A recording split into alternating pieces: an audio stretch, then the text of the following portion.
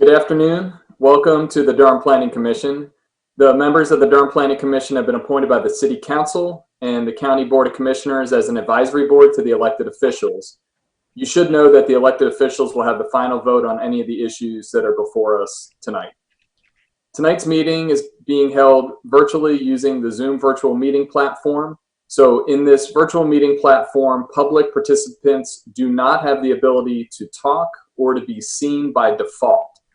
And to maintain meeting decorum and a discernible record of the meeting, the chat function has been disabled. Speakers will be given the ability to speak at the appropriate time in the meeting. We will have public hearings for each of the items before us this evening. If you've pre-registered, your name will be called for you to make your comments just as an in-person public hearing. If you called in before the meeting started and staff was able to get your information, your name will also be called to speak at the appropriate time as normal. You may also call into the meeting tonight by dialing 1-301-715-8592. I'll read that again. It's 1-301-715-8592. And if you call in during the meeting, you'll need to wait until the particular public hearing you're interested in starts. We'll then have all the pre-registered individuals speak, and then I will ask if there's anyone else who would like to speak. At that point, you'll need to digitally raise your hand, and you do that by pressing *9 on your phone. And I can remind you of that when we get to that moment. And when you are called on to speak, we ask that you state your name and your address, and then you can make your public comments. Finally, all motions are stated in the affirmative, so if a motion fails or ties, the recommendation is not favorable. Thank you. May we have the roll call, please? Good evening, Chair and Commissioners. Chair Busby, I believe the only absence we have for this evening is Commissioner Durkin. That's the only request I had for an excused absence. Commissioner Alturk? Here. Commissioner Amendolia? Oh, can anyone hear me? Mm-hmm. I cannot hear anyone. Oh. I can't hear anyone. Okay. Commissioner Amendolia? Here. Commissioner Baker? Here. Chair Busby? Here. Commissioner Johnson?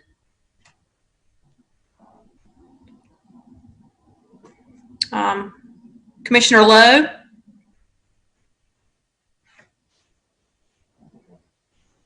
Commissioner Lowe? Okay. We'll circle back to Commissioner Lowe. Vice Chair Kinchin? Here. Commissioner Lanfried? Here. Commissioner McIver?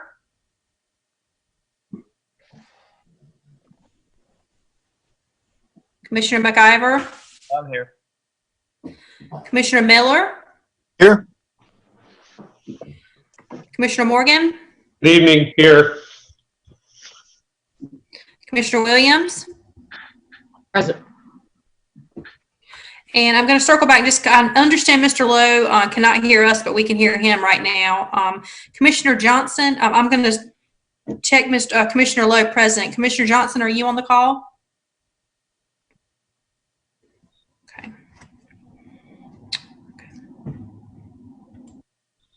If I may, I will accept a motion to provide an excused absence for Commissioner Durkin. So move. Seconded. Moved by Commissioner Miller, seconded by Commissioner Morgan, and we'll have a roll call vote, please.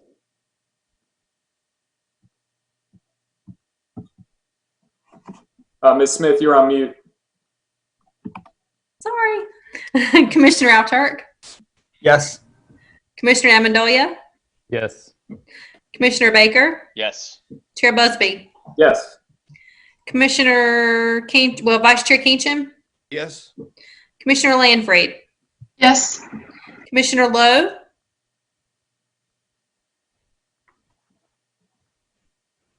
Commissioner McIver? Yes. Commissioner Miller? Yes. Commissioner Morgan? Yes. And Commissioner Williams? Yes. Thank you. Thank you, Ms. Smith. We have no approval of minutes and consistency statements tonight, and I do not believe there are any adjustments to the agenda, but Ms. Smith, you may want to confirm that and any other legal guidance. Yes, so we must not have emailed you the minutes for 8:25. Is that correct? You did not receive those? We did, but they're on next week's agenda. Oh, never mind. Right. I'm mixed up because we're meeting 2 times in 1 week. Yes, so no minutes tonight and no adjustments for staff to the agenda. We don't have any adjustments. And we would just want to put on the record that all legal notice requirements were met and carried out in accordance with state and local law, and affidavits for those are on file in the planning department. Thank you. And we believe Commissioner Johnson will be joining us. If we hear that he's not able to join, we can circle back with an appropriate motion for an excused absence if he requests that. Yes, we'll keep an eye out for him to see if he joins late, and if not, we'll handle that later in the meeting. Thank you. Thank you. We will move to our first case of the evening. This is 1432 Ellis Road, and it is a case number A180011 and concurrent case Z180035, and we will begin with the staff report.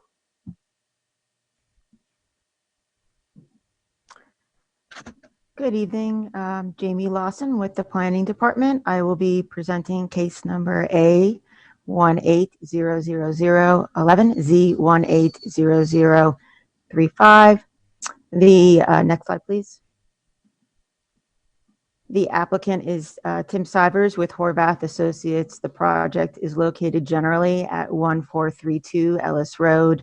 It is partially within the city and also within the county. There's a pending annexation application associated with it.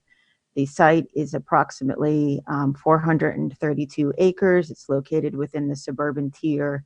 There is a rezoning request to plan development residential 5.706 and an associated future land use map amendment to low medium density residential, and no change to the recreation open space portion of the site.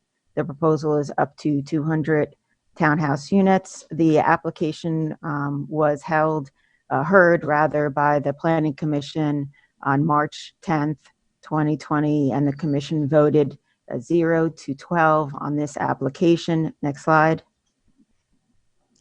The City Council heard the case on, The City Council heard the case on July 1st, 2020, and based upon the proffers that were received, either added or revised, the City Council referred the item back to the Planning Commission. This slide, as well as the next slide, provides a summary of the proffers that have been added, and I will just read them into the record.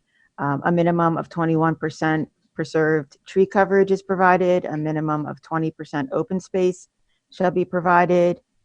In order to promote variation in home appearance, no home can be constructed with the front exterior elevation or front facade or color palette that is identical to the home on either side. All units shall include a front-facing gable architectural feature. Transparent windows and/or decorative hardware shall be included on all garage doors. A minimum 13-foot wide natural buffer shall be located along the project boundary adjacent to parcels 16 through 26 and 29 as illustrated on sheet D100. Next slide, please. A 6-foot fence shall be located on the project boundary adjacent to parcels 4 and 5 as illustrated on sheet D100. A 6-foot fence shall be located on the project boundary adjacent to parcels 17 through 26 as illustrated on sheet D100. No tree larger than 6 inches shall be removed for the construction of the a water main and sanitary sewer main shall be extended to the project boundary at access point, and it should say access point 6 there. Additional graphic commitment, all project boundary buffers currently illustrated on sheet D100 will be doubled to a 0.4 opacity and a 20-foot wide width. These proffers have been reviewed by staff and found to be legal and enforceable. An updated development plan was included as attachment 10 in the staff report, and staff determines that these requests are consistent with the comprehensive plan and applicable policies and ordinances, and I will be happy to answer any questions that you might have. Thank you. We will open the public hearing, and we have 5 individuals who I believe are all associated with the applicants who have signed up to speak in favor, and 1 individual who has signed up to speak against. So we will open the hearing. I'll just read through the proponents, and you may have a plan on who would like to speak. We have Sally Rigsby Humble, Jamie Schwedler, Bob Anderson, Tim Sivers, and then I don't think this is their real name, Pulte Holmes. So if there's I'll open it up. I assume Mr. Sivers, Ms. Schwedler, one of you may want to go first. Good afternoon, Chair Busby. This is Tim Sivers with Horvath Associates. Jamie Schwedler will be making the presentation. I'm available for questions, as is Bob Anderson with Pulte Homes. And then Ms. Sally Humble is the property owner. She'll be having about 2 to 3 minute presentation as well. Great, thank you. You're welcome, sir. Thank you, Tim. We did have a presentation, if that could be raised. Thank you. If we could go to the next slide. Good evening, Chairman Busby and members of the commission. I'm Jamie Schwedler with Parker Poe at 301 Fayetteville Street, here on behalf of the applicant. This request was before you in March, and at that time, we did not have a developer on board, and we do now. Pulte Homes and Bobby Anderson is on the line. And so I'm going to take some time to just refresh your memory about this case, and then spend most of the time just highlighting the changes that we made in response to the comments we heard in March from all of you. This request is a rezoning, a future land use map amendment, and an annexation that essentially closes an existing donut hole and completes the development pattern in this area of Ellis Road. It's just half a mile north of RTP. That's just south of our, off of the screen there. And the area has developed in what is on the northern and western portion as kind of a single family residential, to increasing density as you go toward the south and east towards the Research at the Park. And the vacant site that you see there is actually a townhome development with a PDR 7.4. So the intensity told us not to use that. Can you also hear me? It says that I'm muted by the host. Thank you. Next slide, please. You the wrong person. I'm sorry about that, Ms. That's okay. If you could, next slide, please. This summarizes a history of the case and the neighbor engagement. The neighbors attended 2 meetings and participated in the Planning Commission hearing in March. And at that time, the case, again, did not have the buyer, was not able to be delayed. But since the Planning Commission hearing, Pulte Homes has signed on, and we discussed the concerns we'd heard from the neighbors and the commissioners. They were able to add significant new commitments to the case to address these concerns. And then we met with the neighbors a 3rd time to explain those changes. Many of those same neighbors appeared at the July 1st council hearing, and this is the 6th opportunity for public engagement here tonight. Next slide, please. At the time of the hearing, these were the prior text commitments before you: 200 townhome units, traffic calming devices, and then road, bike, and greenway improvements were all offered. Next slide, please. We also offered school contributions, affordable housing contributions at $100 a unit, and a commitment to single car garage bays, open space programming, and 600-foot average block length. Next slide, please. This shows the feedback from the commission members and neighbors at that last Planning Commission hearing, and the additional tech commitments we made in direct response. The lack of the developer was remedied by Pulte Homes becoming the buyer, which gave us more certainty and ability to add these additional commitments tonight. Pedestrian safety was a concern, and we'd like to note that the traffic calming devices have seemed to ease that concern from the surrounding neighbors. Housing variety and appearance was noted, and in addition to that 40% units having single car garage openings, we also made commitments as to front interior elevation, facade, and color palette being different from homes on either side, that all units shall include a front-facing gable architectural feature, and that transparent windows or decorative hardware be on all garage doors to help variety and visual appearance as you look down the streets. And I also like to note just the nature of the site and the riparian buffers creates a situation where there will not be excessively long blocks because we'll have to be working within the existing topography and the riparian streams. We also heard concerns about buffering on Radar Road and loss of mature trees in the area.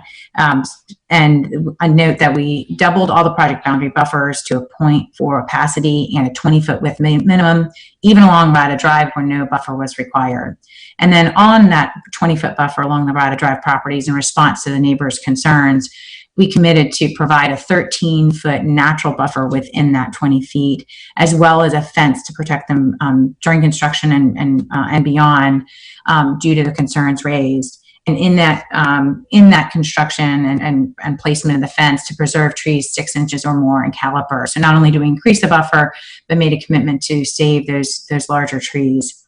We also increased open space commitments to 20% and our tree preservation to 21% beyond what we had before you in March.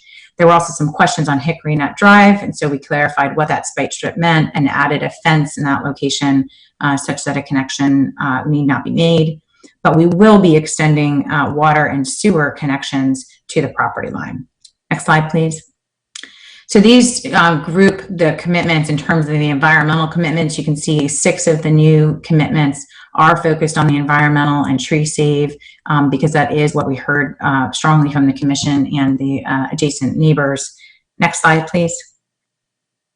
And the remaining 5 commitments go to the extension of the utilities to provide service for folks in the future at Hickory Nut, to provide variation and higher design commitments as to the townhome appearance. And then we're also proffering tonight to increase our affordable housing commitment from $100 a unit to $300 a unit, which would result in a $60,000 contribution towards the fund. Next slide, please. This shows graphically where those improvements are. The red boxes at the bottom of the screen are location of the traffic calming that was expressed by the neighbors to the south of the site. The red dotted line to the left of the screen is where the fence would go to prevent that connection to Hickory Drive, where the spite strip is located. We've also included only one vehicular crossing on the streams that's shown in the center of the screen with a yellow arrow. The green arrows represent pedestrian crossings only, and the purple is utility crossings. So we're minimizing our impact on the streams, but also being able to provide the residential density that's needed in this area, as this is one of the last large remaining sites that's able to be completed along the stretch of Ellis Road. Next slide, please.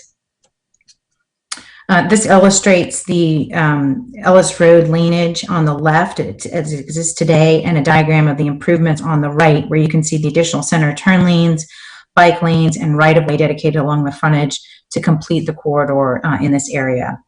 Next slide, please. And with these enhanced commitments, this project meets the UDO criteria for your future land use map amendment for the reasons on your screen and explained in the staff report. Next slide, please. It also meets the UDO criteria for rezoning from RS20 to PDR because it's compatible with the type of use and density nearby, as I illustrated in the first slide. It provides for appropriate transition and meets an important housing need in Durham. Next slide, please. And some of these requests are consistent with the comprehensive plan and the UDO requirements and responds to neighbor and planning commission feedback. The changes we made since the planning commission date in March relate directly to the concerns raised and show a higher level of commitment than we were able to offer previously. And we're very happy to be back before you with a more complete proposal that we look forward to earning your approval here tonight. I'm happy to answer any questions. Thank you, Ms. Schwedler. And Ms. Humble, you're welcome to speak now as well.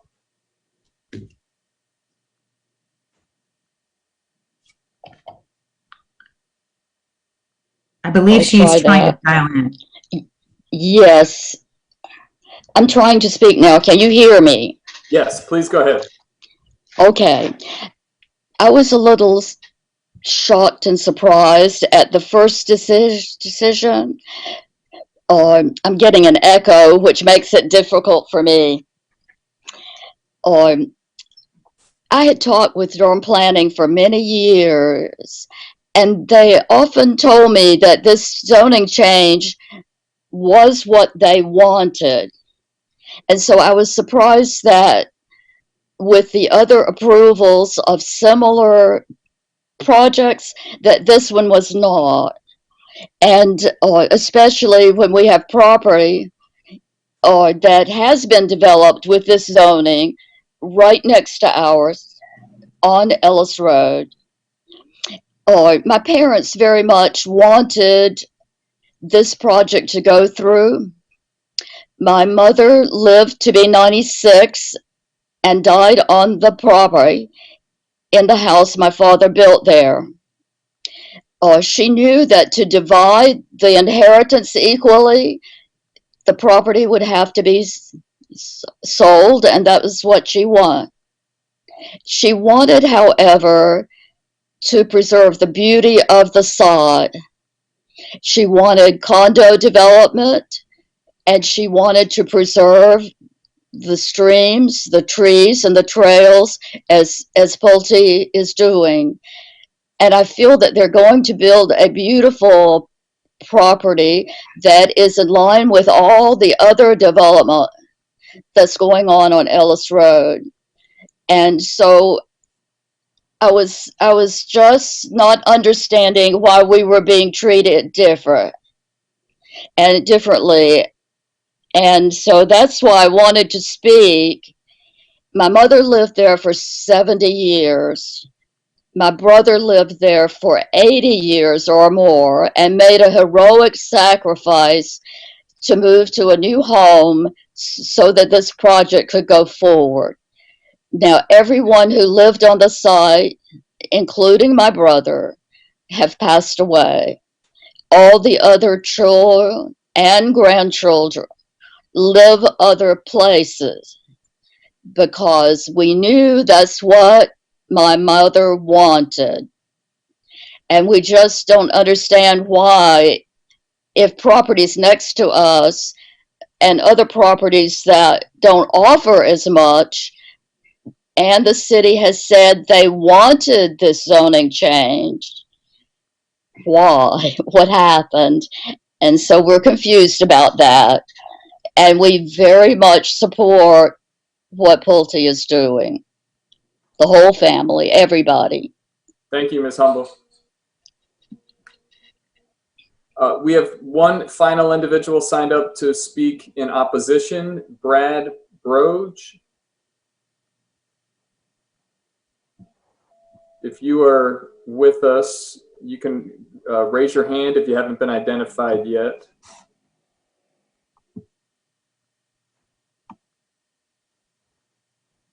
Can you hear me?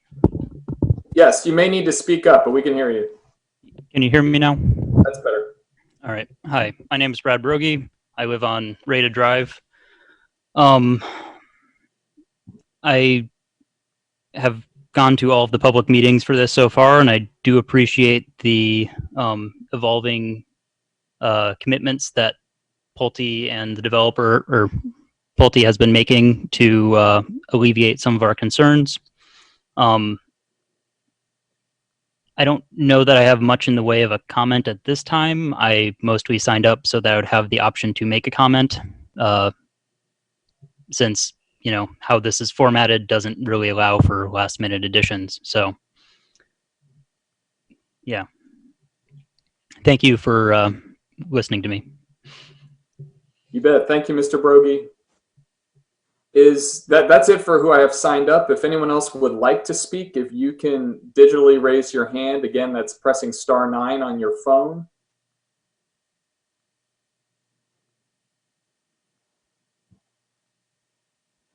I do see one hand up, so if we can, Chris, if we can make sure they can unmute to speak. You should be able to speak now. Yes, this is Mary Cooper. I own property at 1422 Ellis Road. That property is owned by my husband and myself, and our daughter lives there. She has lived there now for 5 years. She attended NC State Veterinary School and loved the property and the neighborhood so well that she's decided to buy the home from us. My concerns have to do with the change in the neighborhood. We've watched for 5 years as the developments have encroached on what is a historic neighborhood there in Durham. And I understand that that is the way of building. I understand that there are many people who want to live in Durham and RTP, and you can't build individual houses.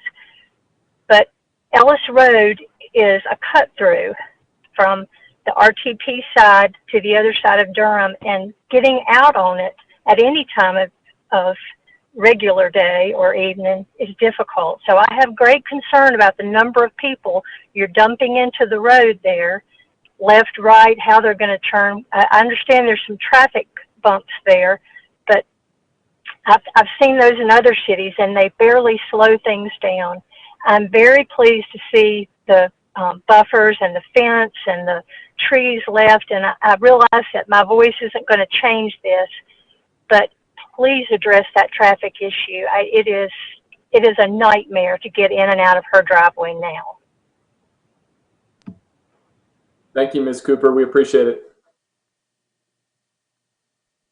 Last call, if there's anyone else who'd like to speak, if you can digitally raise your hand.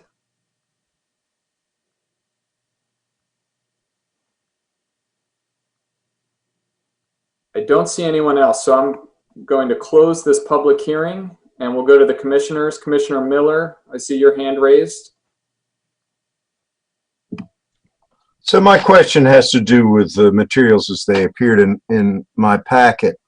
You sent us the earlier development plan and the new one, but the new one does not contain all of the commitments proffered and described in the staff report.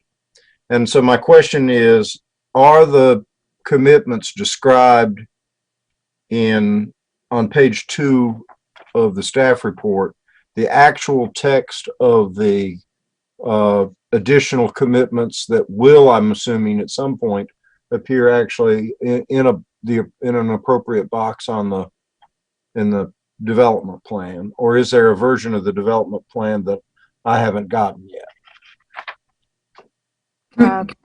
Jamie Lawson, sorry, still getting used to the married last name.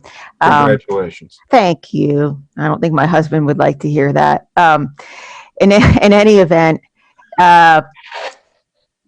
the text commitments that have been proffered subsequent to the last planning commission hearing date have been included on page 2 of the staff report. So they are listed fully. And then there are so that's the full text, not just a summary of. That's correct. All right, that's what I needed to know. And I'm assuming Jamie Schwedler, that as this moves forward, those text commitments that we now have preserved in the staff report and also in your communications to us will be migrated into the appropriate boxes in the actual development plan at some point. That is normally the case, yes. Okay. That's correct. We did submit a version of that. I just don't know the timing that it made it in, but Yeah. Tim might I have. figured as much. My next question is, and we talked about this, it has always been my concern that with a project this big, that it's one type of housing. And I think that when we have a project of this many acres, it's possible to mix housing types up a little bit. And I'm disappointed that they're not here. I realize that we have townhouse projects this large and larger, that we've approved them in the past, and I allow that the circumstances can exist, I suppose, where we might approve them in the future. It just seems to me that in this the way that this area is developing out, some sort of mix of units would be happier than all one type. And we've discussed this before in our meetings on this project, but that was my concern in March, my principal concern in March, and it remains my principal concern today. And that's all that I have to say on this, Mr. Chairman. Thank you, Commissioner Miller. Commissioner Alturk? Thank you, Chair. I really just wanted to ask one of the neighbors that's on the call, Mr. Brogy, I think. You mentioned that you appreciated some of the changes in the last few months, and I'm just curious to hear what some of your other concerns were, if you still had remaining concerns, and if you've gotten a sense from other neighbors of what they're thinking. And I know you said you just wanted to comment, but I thought I would just pose it as a question if you had some thoughts on the case. I think that would be helpful to us to hear. Yes. So this is Brad. To answer your questions, my primary concerns were with the buffering and with how the construction itself would affect us living here at this property and being able to use our backyard. Having talked to the neighbors some, the neighbor at the end of the street expressed concern about construction adding more sediment to the creek. It sounds like with some of the other constructions that have been going on that the creek has been getting closer to overflowing during rain events. And so she had some concerns about that. Unfortunately, she didn't join the meeting tonight to express those herself. I had one other neighbor who expressed a desire to make that property into a green space, since that is dwindling as more and more developments go in this area. I don't believe. And one of the other concerns that I had brought up at actually when this was at City Council is that the accessibility of basically the accessibility is primarily car based. There's not much in the way of buses around here. There are some bus stops that are about a mile away, but Ellis Road is not exactly a safe road to walk on, which I realize is not primarily the responsibility of this one development, but is a concern that I have with as this is growing out. Does that answer your question? It does, yes. Thank you. That's very helpful. Thank you very much. Yeah, that's all I have for now, Chair. Thank you. Commissioner Turk, thank you. Other commissioners? Commissioner Baker and then Commissioner Amendolia. Sure. I just want to speak generally. I think I made my thoughts known the last time this came up. In general, Durham is going through a transition right now that we're feeling, and that transition is from an entirely auto-dominated built environment, and that's what we have been building for the past 60 or 70 years. And that's not the type of built environment that our community wants anymore. And part of that is because we know that it's not sustainable and it's not equitable. And that transition period, this transition period that we're in now, creates an uncertainty for the community, uncertainty for the commission, for the council, for developers. And so we need to navigate this process. And part of it is asking developers to work alongside of us in bringing forward more sustainable types of developments, more sustainable rezonings and development proposals. As we on the commission and we've seen at City Council increasingly demand it. And that's just how we have to go through this period of transition. The regulations are slowly changing, and I think we'll see even more changes over the next 4, 5, 6, 12 months, and then even more after the comprehensive plan. There will be potentially even an overhaul of the zoning regulations, after the overhaul of the comprehensive plan. And so, that just keep all of that in mind, that we are in this state of transition, that we're moving away from the way that we used to do things to a better way of doing things. The end goal is not to sit up here and make recommendations against every single case that comes before us. That's not the end goal. That's not what anybody wants to see. The end goal is not to have city council deny or send back cases. That's just inefficient. The end goal is to receive development proposals that incorporate best practices and elements of sustainable development. That's the end goal. If we're not there yet, then we're not there yet. And so, I think that we just need to vote with our conscience and continue to work on our ends to ensure that we are improving our standards and our expectations, while also demanding more from the development community. So that's all I have to say. Thank you. Thank you. Commissioner Amendolia? Thank you, Chair Busby. I have first a quick question for transportation, and it's just simply, are there future plans along Ellis Road? I know the applicant mentioned there being a portion of Ellis Road that will have a center turn lane and some bike lanes, but is there a more comprehensive plan for Ellis Road?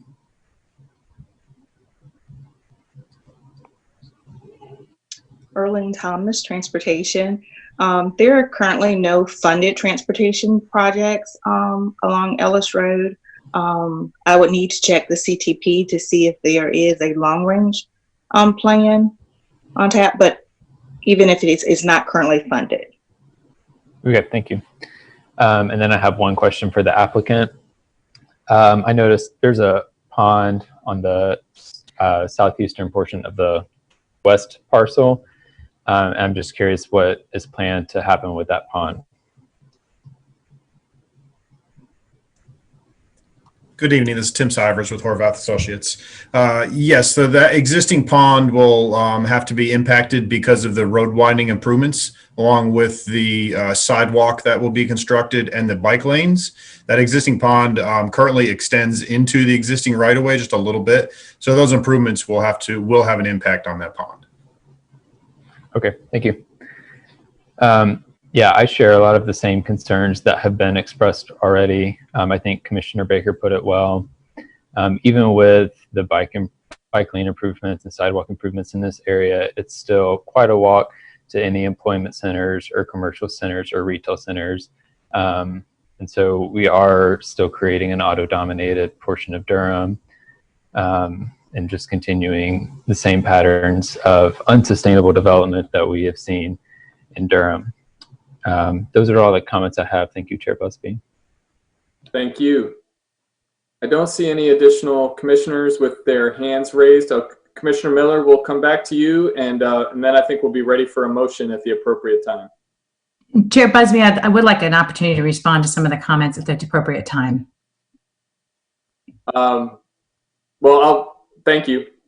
We have closed the public hearing, so a commissioner may ask, and I will promise that I will ask you to give a response, but I'll call on Commissioner Miller first, unless he was about to make a motion.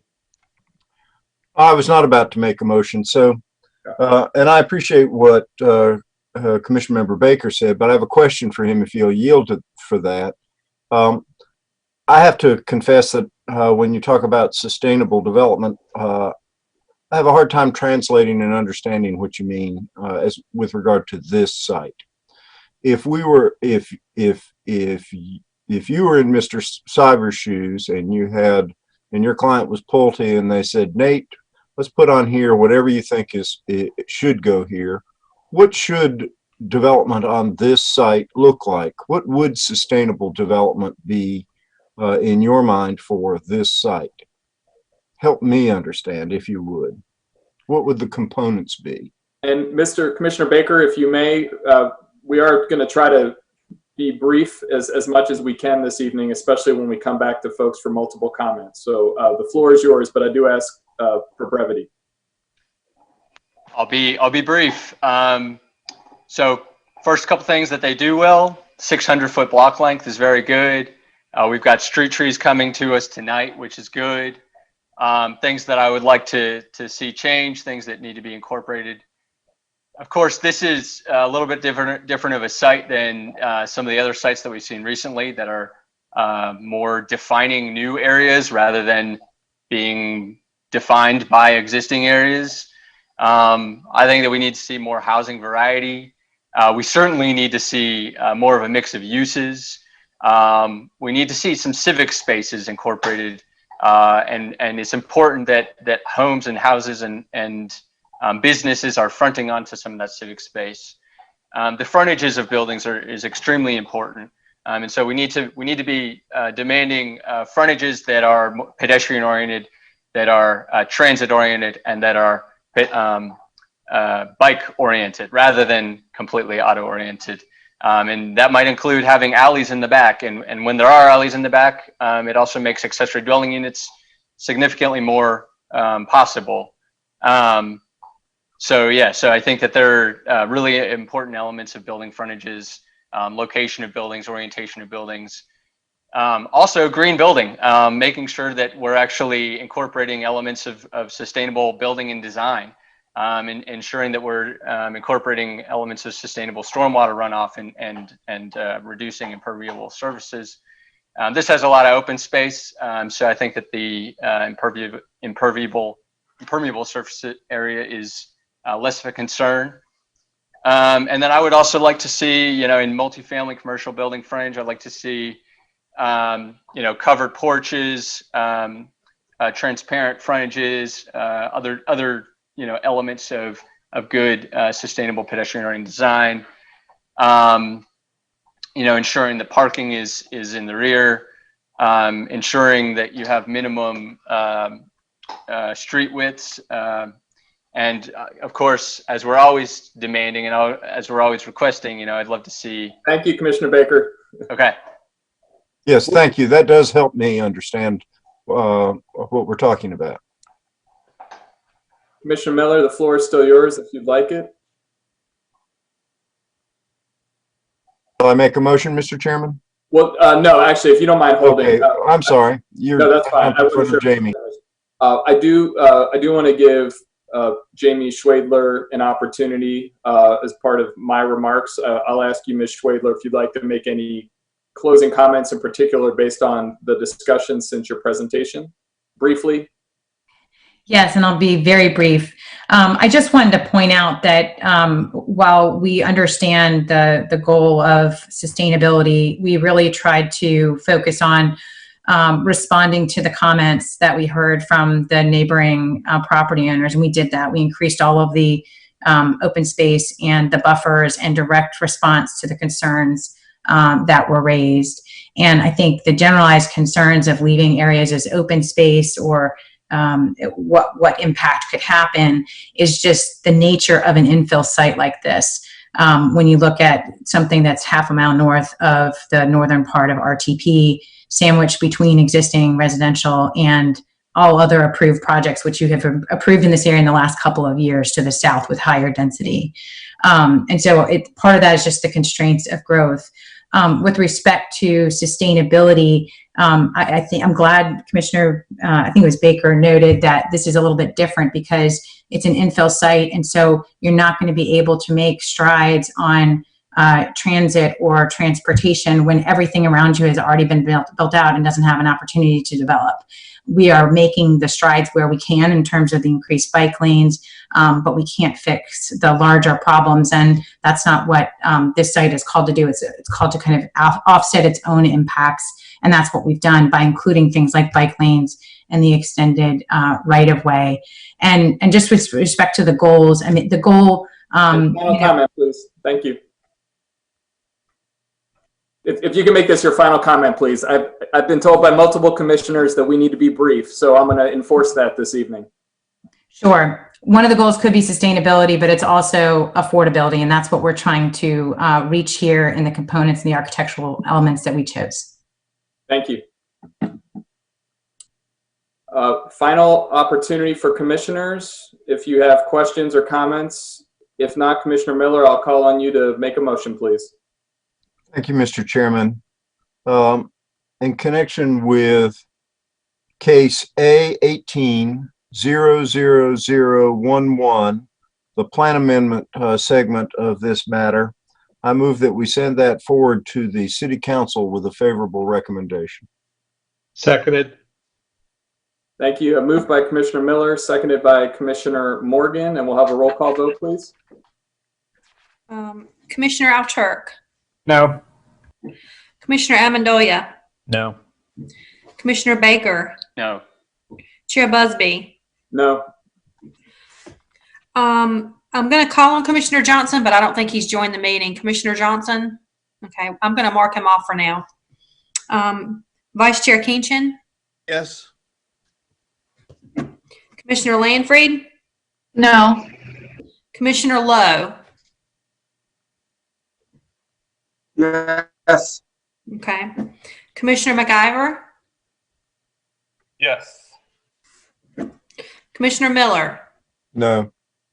Commissioner Morgan? Yes. Commissioner Williams? No. The motion fails 4-7. Thank you. Our next case is We have to vote on the zoning. Thank Sorry. you. No, you're right. Thank you. Commissioner Miller, if you want to make a motion on the zoning case, please. I will, Mr. Chairman. With regard to case Z18-00035, the zoning portion of this matter concerning 1432 Ellis Road, move that we send this forward to the City Council with a favorable recommendation.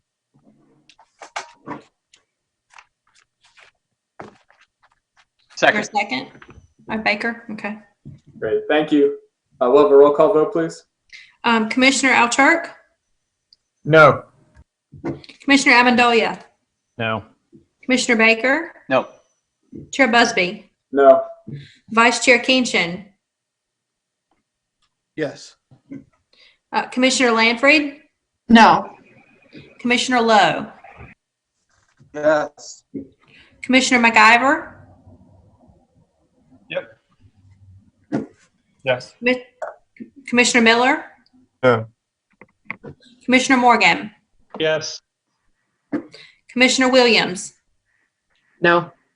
The motion fails 4-7. Thank you. Now we'll move to the next. It is case Z190037. It's Carrington Woods II. And we'll start with the staff report.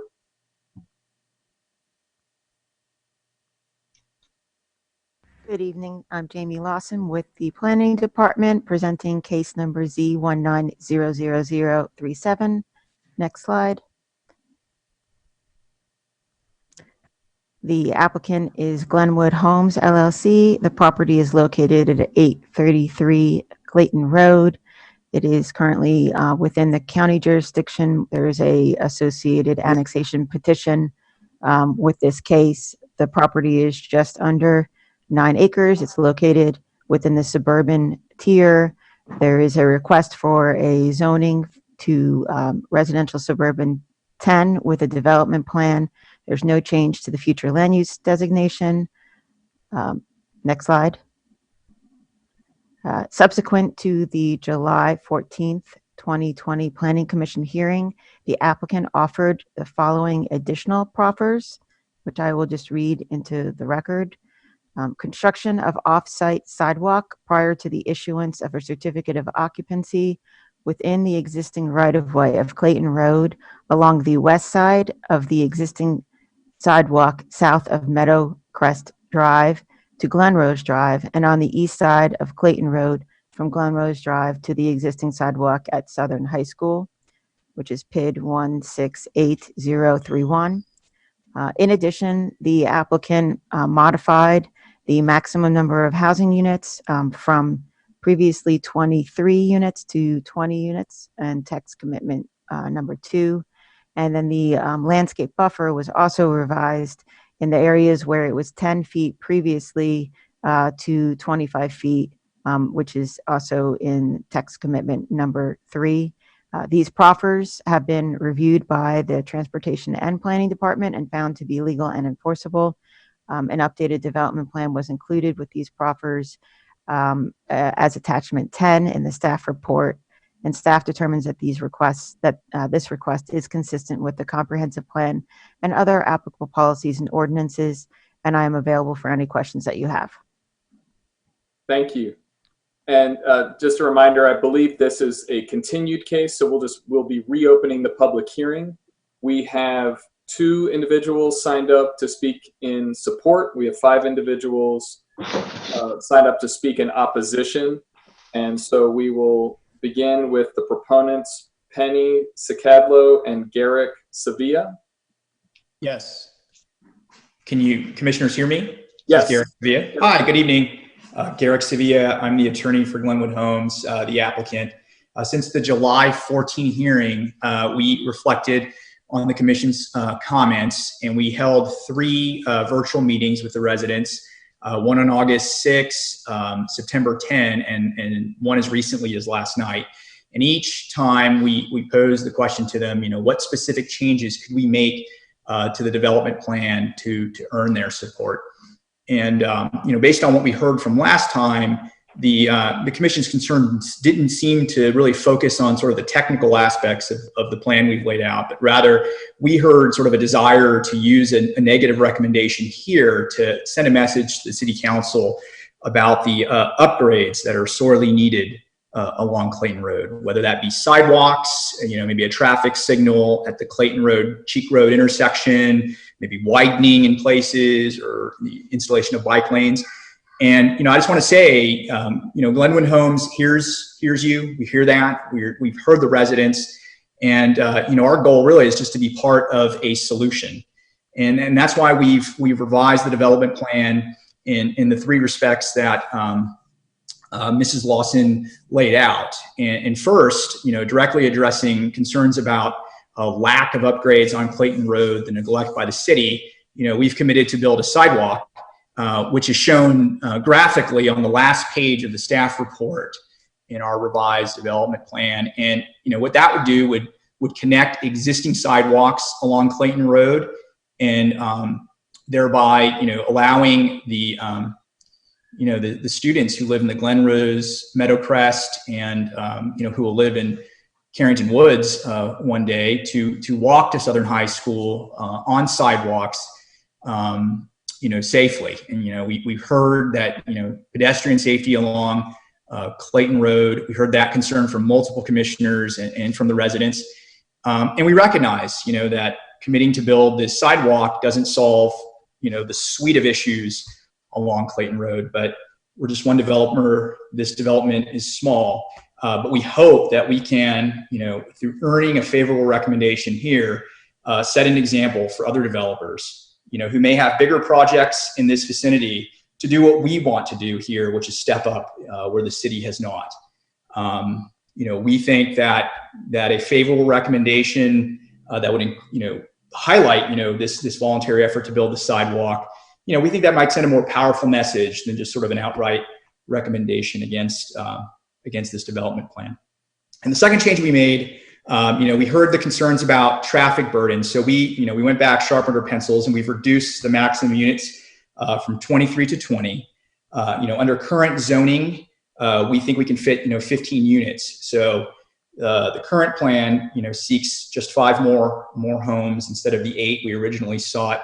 And we would be at a lower density, than the surrounding neighborhoods at a max of 20 units. And finally, in response to one of the residents who would be abutting the site along one of those 10-foot buffers, we went ahead and decided to increase the landscape buffer to 25 feet around the entire perimeter of the site. I wish I could tell you tonight, commissioners, that these changes earned the support of the residents.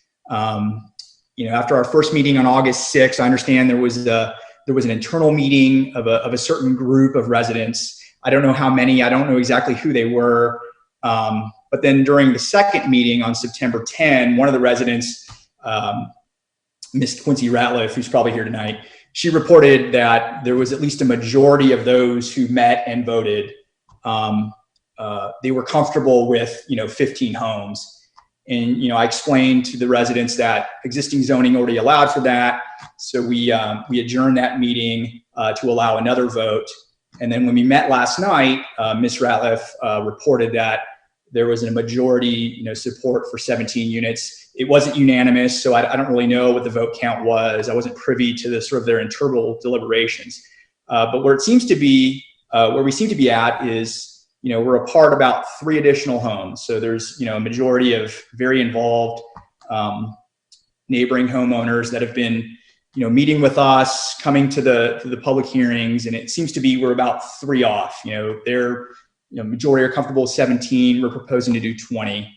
And, I would just say that in light of, the changes we've made to the plan, particularly our commitment to build the sidewalks, we think that 20 homes, which is just an increase of 5, we think that's fair. And we hope and we look forward to earning the commission's favorable recommendation tonight. That's all. Thank you.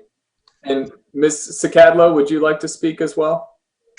Yes, I, as an engineer, do have a penchant for wanting to solve find solutions to problems. I think we found a handful of solutions here.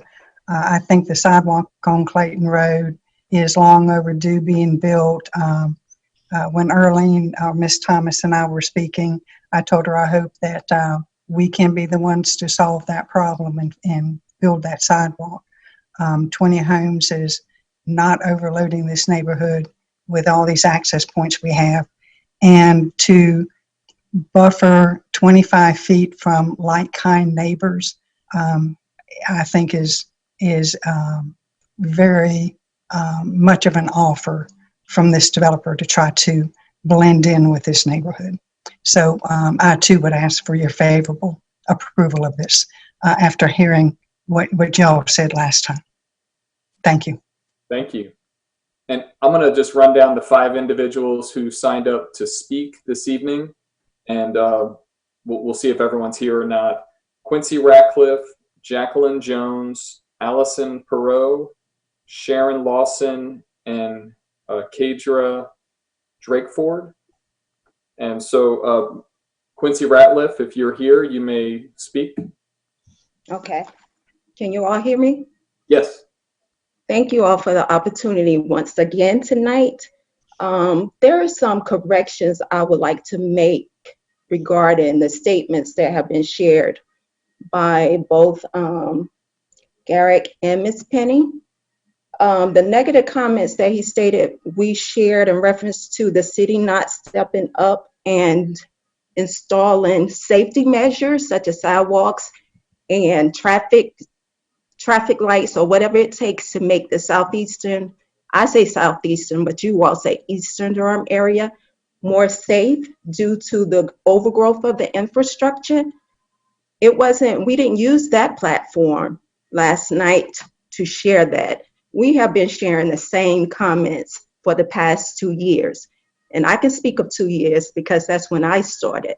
But there are some neighbors who started 3 years ago. So no, we did not use that platform just to voice our negative comments about Clayton Road. I'm sorry. Sorry, trying to stop my phone. Okay, sorry about that.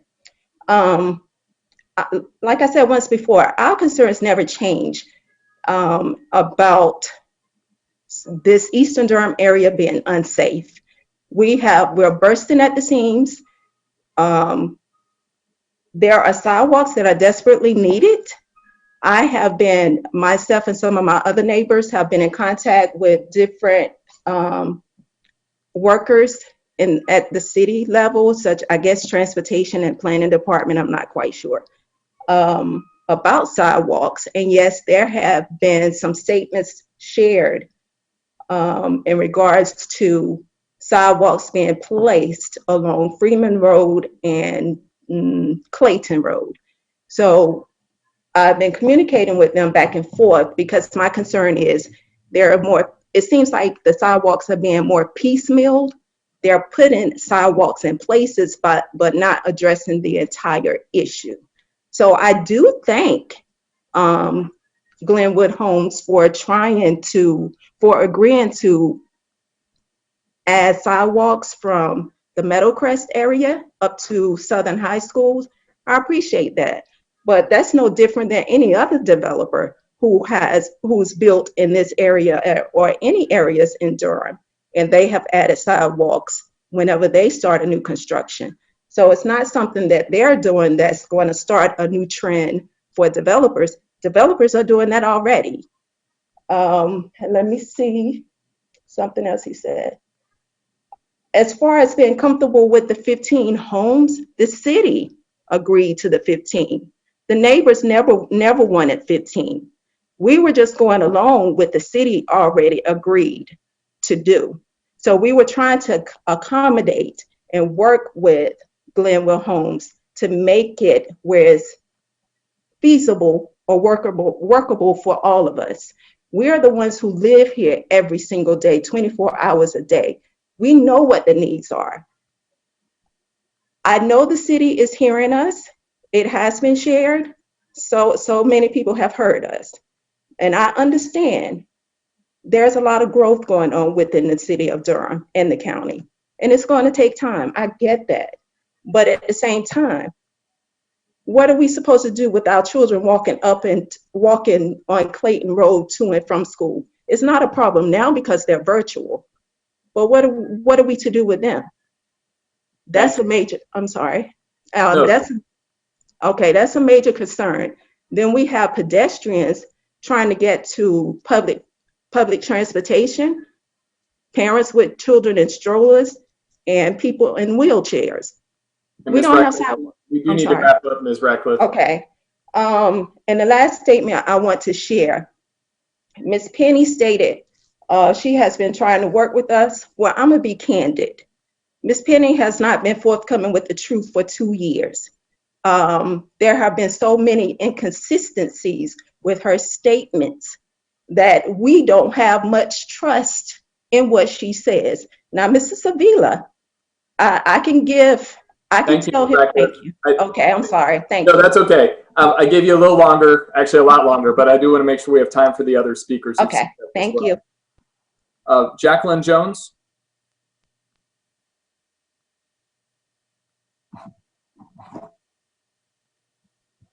I believe I saw you. Yeah. So if we can unmute you.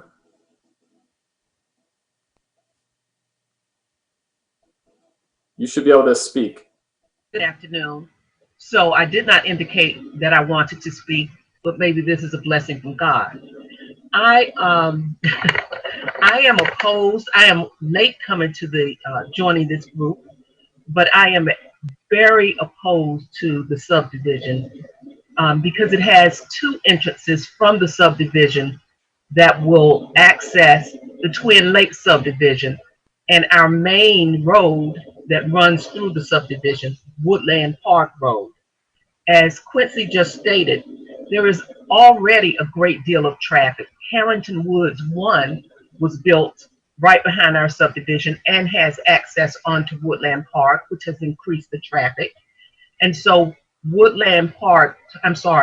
Carrington Woods II, which will not have access to Clayton Road, all of that traffic, or the majority of it, will also feed into our subdivision.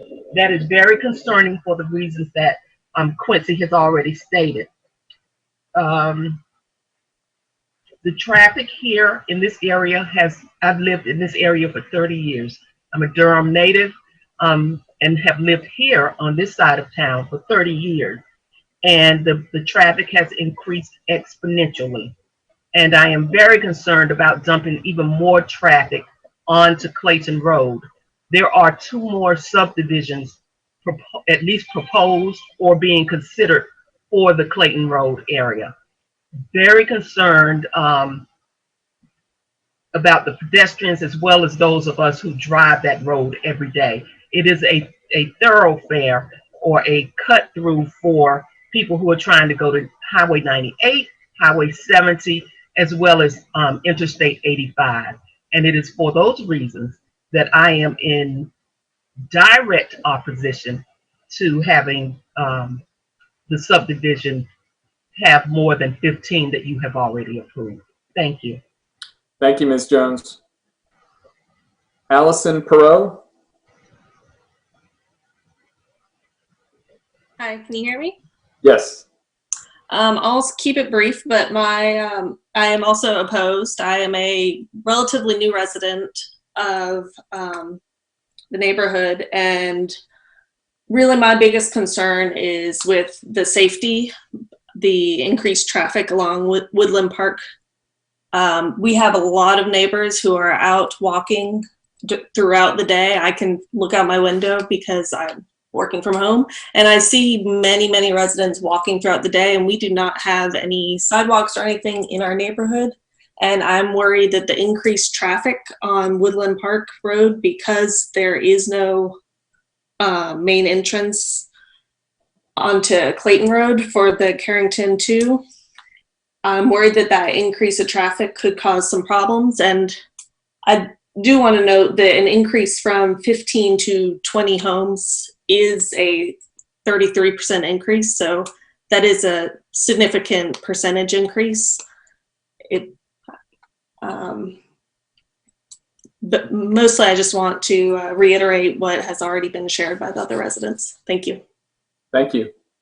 Sharon Lawson, I don't see you on the list, but there is one person who's not identified. So if you are here, if you can raise your hand, you can hit *9. And then while we wait on that, I do see Kadadra Drakeford. You've got your hand raised. Why don't we have you speak, and then we'll see if Sharon Lawson's with us. All right, thank you. Can you hear me? Yes. Good evening, committee. My name is Kadadra Drakeford. I live at 6 Meadowcrest Drive, and I am opposing to the Carrington Woods II development.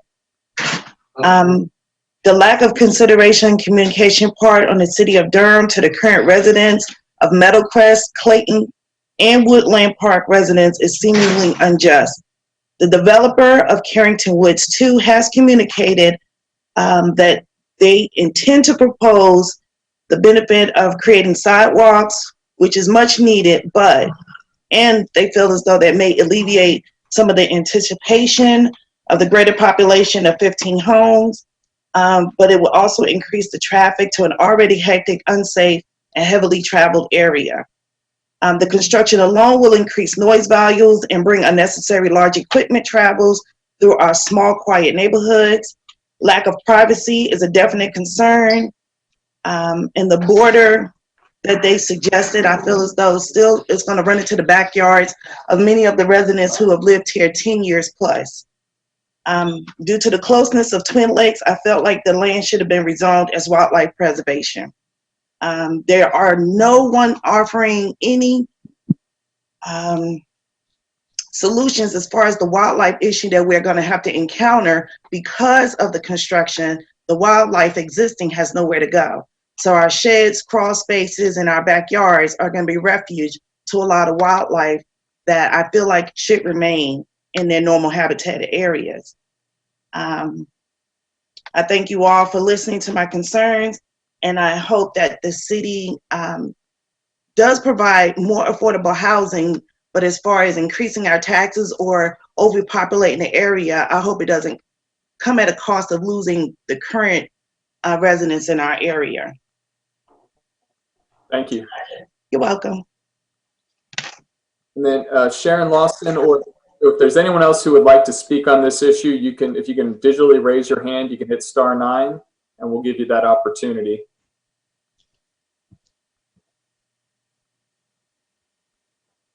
I don't see anyone else, so we will close the public hearing.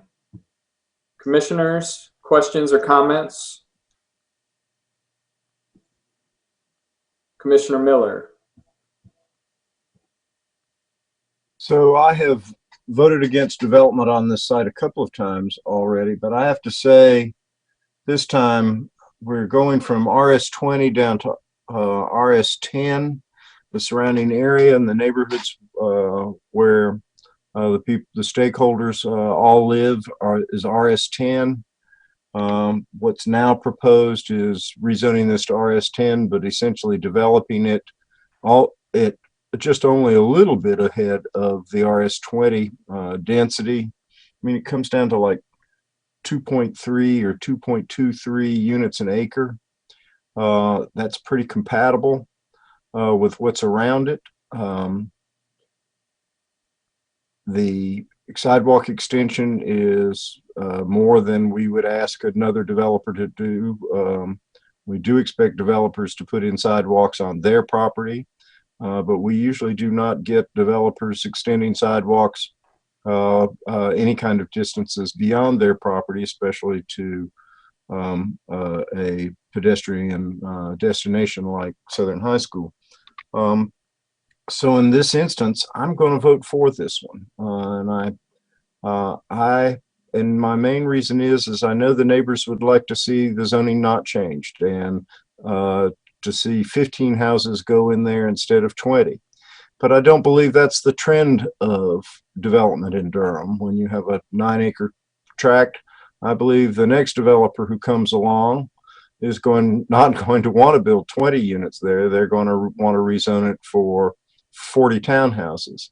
And I believe that that is a much more likely possibility, and that the chance of getting just 20 in there in a very compatible and joined way with the surrounding neighborhood, I don't see that coming around again. That's not the way our development world is bending. And I would hate to lose the opportunity that this current version of the development plan offers. And so for that reason, I'm voting for this. And I know that it will add some traffic back in there, and it will put some traffic on the neighborhood streets, but 20 units is just not a big traffic engine, not a big generator. And I believe it will be better in the long run for everyone. Thank you, Mr. Chairman. If you're not speaking, if you can go on mute, that'd be appreciated. And Commissioner Lanfried? Thank you. Yes, I'm also planning on voting for this. I am impressed by the developers' proffer to build sidewalks off-site. It seems to me to be a meaningful extension of the sidewalks, not simply just a piecemeal kind of useless addition that will, functionally make it a lot safer for high school students to walk to Southern High School. I hope other developers will take note of that, and it's an important, meaningful step. I hear the residents' concerns, but I share Commissioner Miller's perspective that this is, that this development is unlikely to be matched in terms of the community's priorities. I think this might be as close as one could get. And I know that might be disappointing to hear, but I think the difference between the proposal here and what could be built by right is quite small, and it comes with a lot of benefits that you might not see otherwise. So I'm planning on voting for this. Thank you. Commissioner Kenshin. Yeah, I want to echo what I've heard from other commissioners, and I know it feels like, so I voted this down a couple of times already, and for Mrs. Ratcliffe and others, I think this is a win. I know it doesn't always feel like it, but this is a huge win. I think the developers have come in and they can build 15 units right now and not do a thing at all, but they've made some pretty big concessions, which I really appreciate as well. I wish I can go back in time and kind of fix some of the stuff that's happened before. I'm really saddened by the uneven development that I see in the city of Durham, the county of Durham. It really frustrates me. And I wish I could I can't fix that though. What we can do is going forward, try to be thoughtful about it and make sure we create wins for the residents. This is a win to get this done. I led the charge against this earlier because I just think that the traffic and the students who are walking around that road was unsafe. I do feel like this is an improvement and it's a win. I appreciate what the developers have done. And if we don't approve it now, I think someone come in, as Commissioner Miller said, and just make something really, really bad, a bad development, which they can do by right. So I think this protects it. You know, play a little defense. You don't get everything you want, but you get, I think, a huge win. So I just want to encourage your residents. You guys have won. You don't always get everything you want, but this is a huge win. And I think this is an improvement for the area. And I'm going to vote yes. Thank you. Commissioner Alturk? Thank you, Chair. I'm going to be brief because I think everything that I was thinking has already been said. I think the addition of the sidewalks, the addition of the buffering, these are things that go above and beyond what we typically see, and will be more than what an RS20 development that is not rezoned will likely have. And so I do understand the concerns of the residents, but I do think this is a step forward, as Commissioner Kenshin said. Thank you, Chair. Thank you. Commissioner Amendolia? Thank you, Chair Busby. I have a couple of quick questions. The first, this could be for the developer. There will be several homeowners whose the frontage of their home would now have a sidewalk and sidewalk construction on it. And I'm really just curious, have those homeowners been informed of this proffer? Have they been consulted in the decision making at all?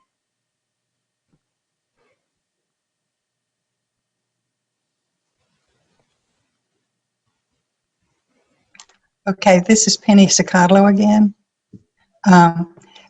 It actually will be within the existing right-of-way, so all of the construction will be within the roadway already. There's no anticipation of going outside of the right-of-way to perform this construction. If I can say one more thing, if you look at Google Maps, you'll actually see a foot trail there already. Yes, I went and drove by it, and my concern is not simply that the owner's properties will be impacted, but just the knowledge that there's going to be some construction there, there's going to be some things going on. But thank you for that clarification. And then if you can hold on a minute, I have a follow-up question.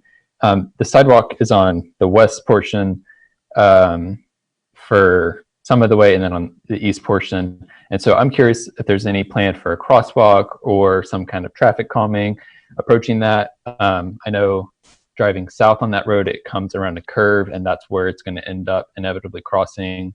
I'm curious what the plan is there.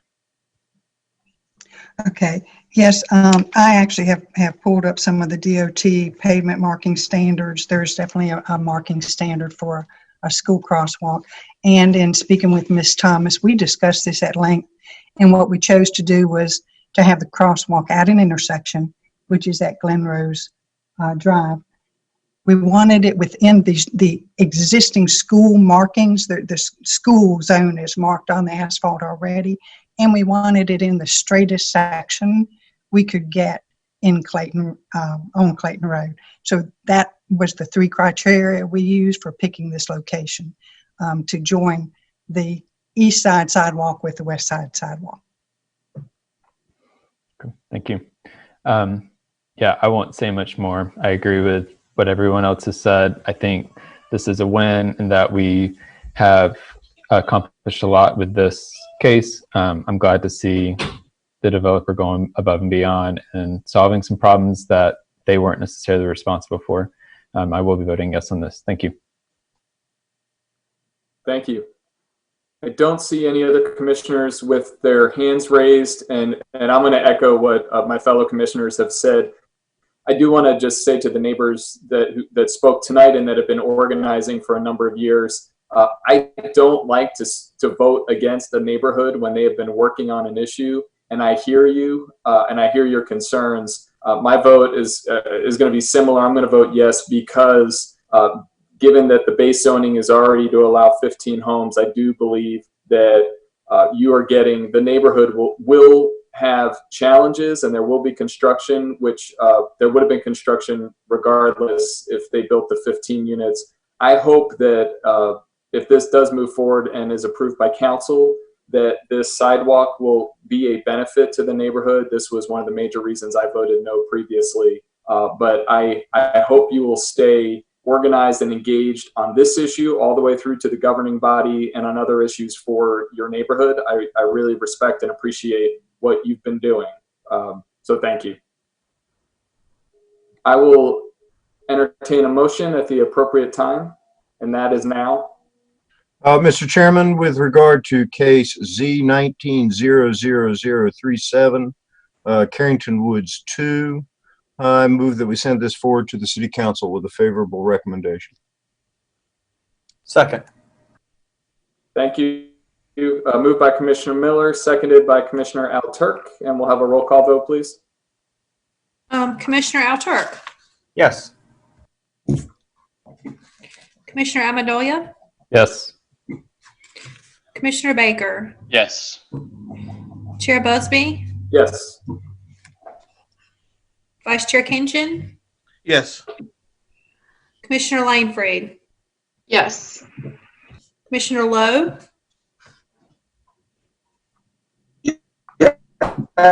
Yes. I got you. Commissioner McIver, Yes. Commissioner Miller, Yes. Commissioner Morgan, Yes. and Commissioner Williams. No. All right, the motion passes 10-1. Thank you. We have two final cases. They are both text amendments to the Unified Development Ordinance. And the first case is TC 2000001, and that is the trees and landscaping. And we'll start with the staff report. Thank you very much, Michael Stock with the Planning Department. I apologize. I'm not going to use my video because it tends to suck up a lot of bandwidth and make me cut in and out. And although you might like that to happen to me, it's not as much fun on my end. But TC 2001 is a text amendment. It's a follow-up text amendment from a trees and landscaping amendment that happened around the last year with working with Trees Durham. It's a follow-up because it was a commitment to develop revised standards for street trees and right-of-way, and also some additional slight modifications to tree coverage requirements, and plus there are some other aspects in this also. The biggest thing, as I mentioned, is the move for street trees to be placed within right-of-way. The original agreement with Trees Durham was to start out with just residential streets in the suburban tier for new streets, new residential streets in the suburban tier. Staff when we were drafting it felt that there was no good reason not just to say any new street or extension of a new street. So the proposal within this text amendment is any new street will require street trees in the right of way. Those that instances where it wouldn't be required, such as new streets, it's reduced from 30 feet from the right of way to 10 feet from the right of way. Other changes include revision to the tree coverage requirements for non-residential development to add language to require first off tree preservation and then get into tree replacement requirements. And that's the same language that was adopted in the previous ordinance for residential tree coverage requirements. And that was something that council wanted when they were adopting that last set of ordinances. Another notable change was something that came out of concurrent work that's going on with the update to the landscape manual and discussions with urban forestry and other planning staff who are involved with that project is an update to the tree species, the mix of species requirements. Those have been enhanced also to bring it up to more best practices. And additionally, there are some other technical updates and corrections. Again, I'm trying to be brief. And one other note, there was a question about in sections 964C, some language about that existing language for street trees about needing to be at least 4 feet from the right of way. I sought clarity Trees Durham sought clarity for that standard, and I pointed out to the additional language that was added to it. But we may take a look at that standard again. It may be redundant standards based upon the new standards for street trees within the right-of-way requirements. So we'll take a look at that as we move before we move forward to any public hearing with the elected bodies. Thank you, and I'll be happy to answer any questions. Thank you. We will open the public hearing. We didn't have anyone who signed up in advance, but if anyone who is here would like to speak in the public hearing, you can raise your hand. Again, you can press *9 on your phone.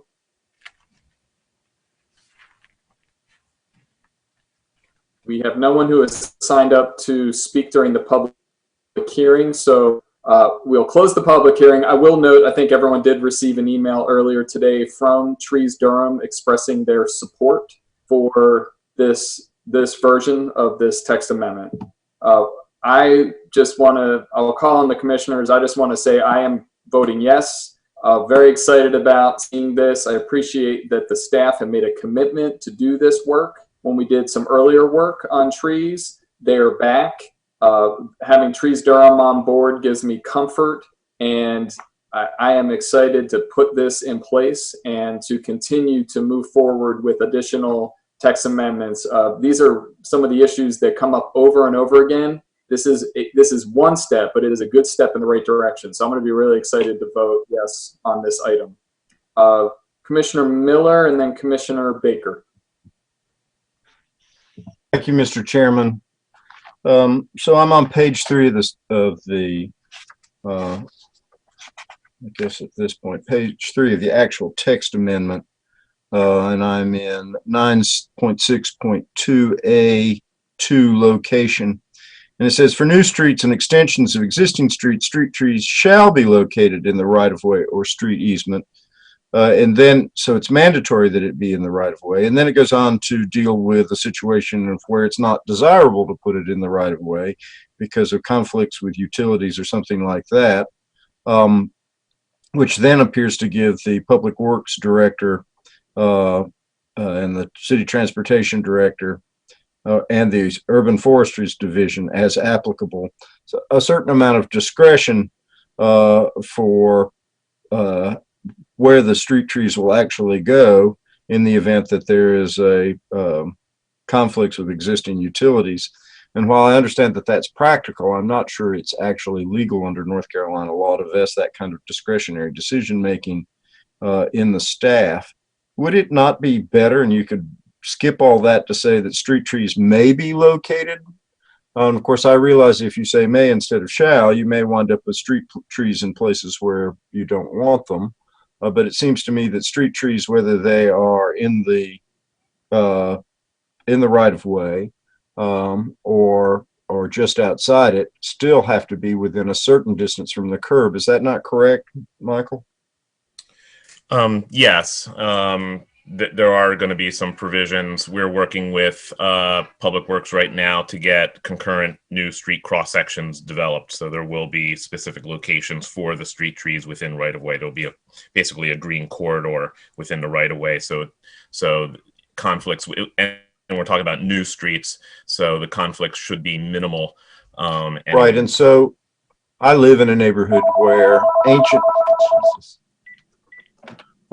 street trees are planted between the sidewalk and the curb, and that space is very small, and it has wreaked havoc on the sidewalks, and there are conflicts with utilities everywhere because they're overhead.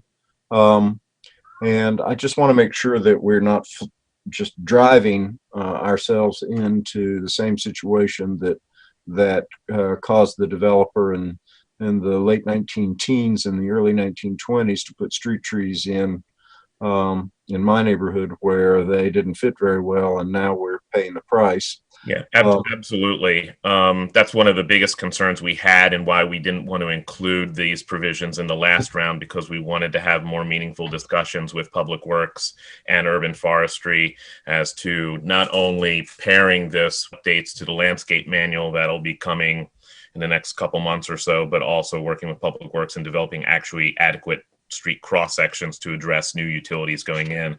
The landscape manual, as you're probably aware, does limit or prescribe, I should better say, the types of species that are appropriate within as street trees. And although I'm going off of memory, willow oaks are probably no longer an allowed species because of the issues that they cause. However, there are going to be other canopy trees that would be allowed. Well, say what you want to about willow oaks. They certainly have served Durham for a long time. Oh, absolutely. And they're tough trees, and they can take it. And I noticed that a street tree interval is still 40 feet. It is, and it's reduced to 30 feet for if you're using non-canopy trees for understory trees. And that was a change that was made in the last round.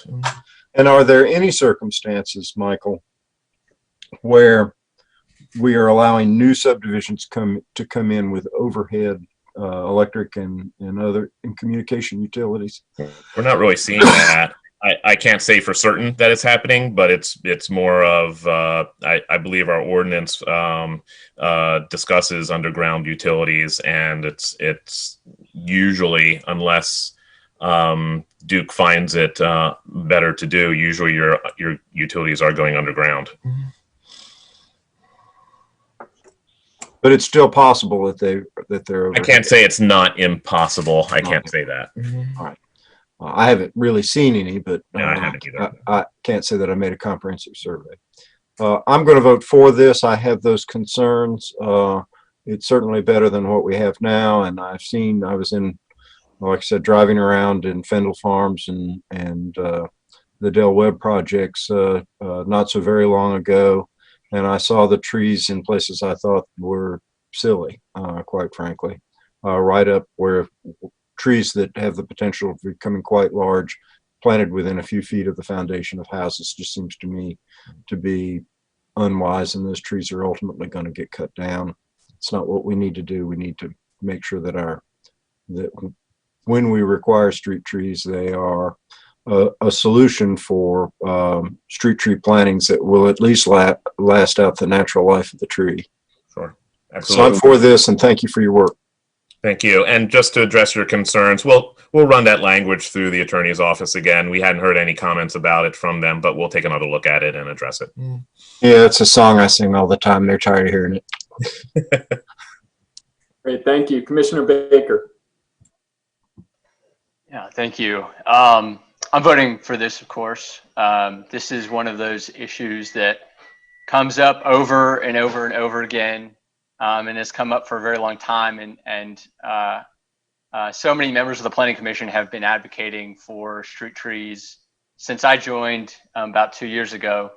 You know, I often think about whenever we see a proposal, kind of what's being proposed, but I also think about what's not being proposed. And you know, while I'm celebrating this proposal, this text amendment, I'm also thinking about the thousands of miles of streets that we've developed over the past several decades that lack street trees or that lack adequate amounts of sidewalk. Two big things that were changed over the past year and a half.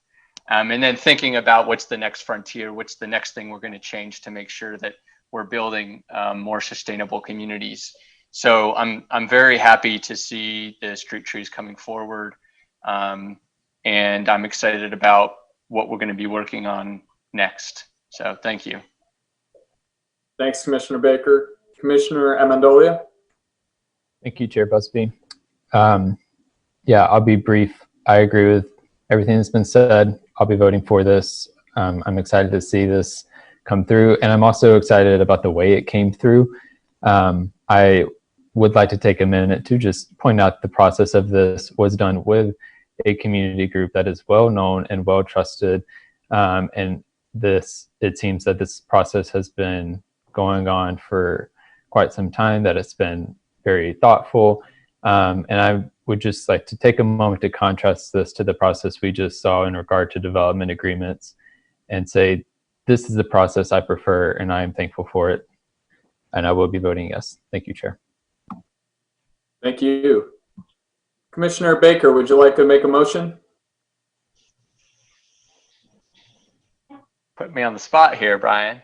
I move that, oh man, how do we do these motions? I move that we send item TC 2000001 forward to the City Council with a favorable recommendation. Seconded. Great. Moved by Commissioner Baker, seconded by Commissioner Morgan. Didn't mean to put you on the spot. I wanted you to enjoy the moment. This is a big one. And we'll have a roll call vote, please. Yes, Commissioner Alturk, Yes. Commissioner Amendolia, Yes. Commissioner Baker, Yes. Chair Busby, Yes. Vice Chair Kinchin, Yes. Commissioner Lanfried, Yes. Commissioner Lowe,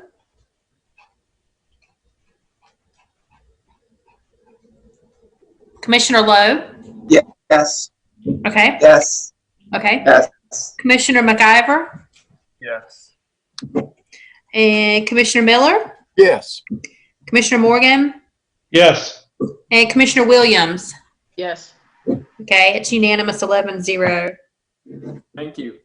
And our final case for the evening is case TC 2000002, and that is Omnibus 15. And let me just say, when we wrap this up, there are a couple housekeeping items before we wrap up, but they should be quick. But please don't jump off after the vote. We'll start with the staff report. Thank you again, Michael Sock again with the Planning Department. Everybody's favorite text amendment, Omnibus, always full of fun little gifts and excitements. This is a set of text amendments that Planning Commission, and we take to Planning Commission and the elected bodies routinely, usually on an annual basis. That is a collection of corrections or minor policy changes or addressing state statute changes that we develop a list over time and put into one text amendment. I'll try to be brief, but hit some of the highlights. Well, as I see them, but I'll be glad to answer any questions about the other aspects. Probably one of the biggest things in this one is the exemption of schools from transportation special use permits in accordance to NCGS 168-307.1. Transportation brought this to our attention not too long ago, and Chair Busby, probably, I believe you were in the JCC PC meeting about this, where Transportation gave a pretty lengthy discussion on this. It's an unfortunate statute that does not allow municipalities to require off-site roadway improvements, and any roadway improvements that could be required, they have to be connected to a driveway to the site, and it is incumbent upon the municipality to pay for those improvements.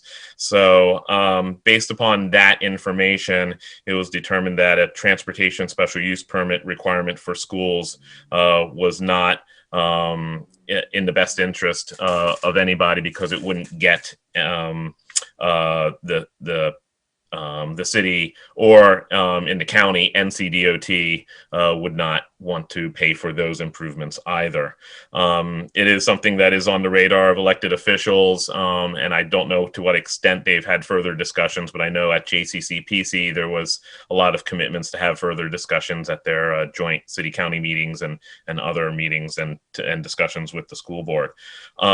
This does not relieve schools of doing traffic impact analyses, and that's a big important thing, because that's really what catalogs and determines what are the roadway impacts for schools that generate more than 150-hour peak hour trips. And that is something that can be used in the future to align capital improvement programs, or if there are agreements made with Durham Public Schools for them to, yes, pay for those improvements.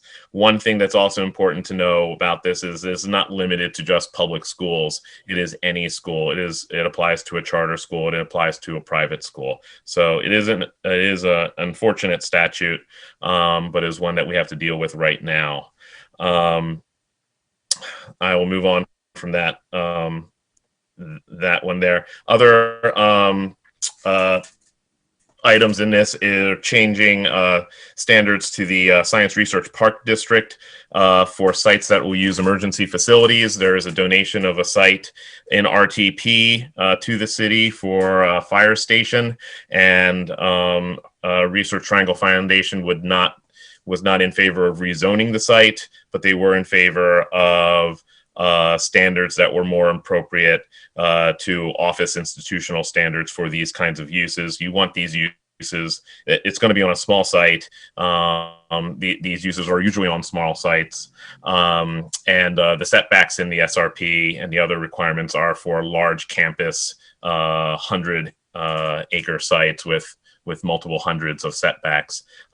So this amendment really just applies the OI standards, the office institutional standards, to sites that will be for emergency service facilities, and it includes police, fire, EMS, and other similar services.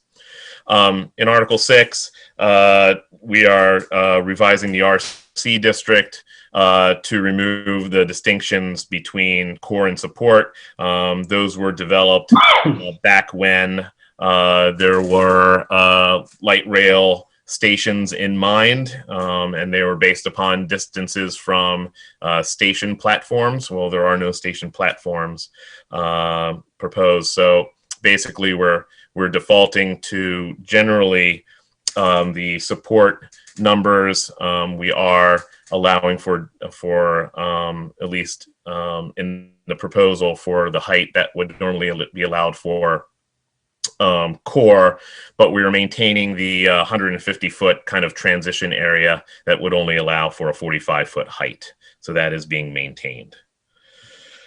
Trying to think of other instances that are of suitable note.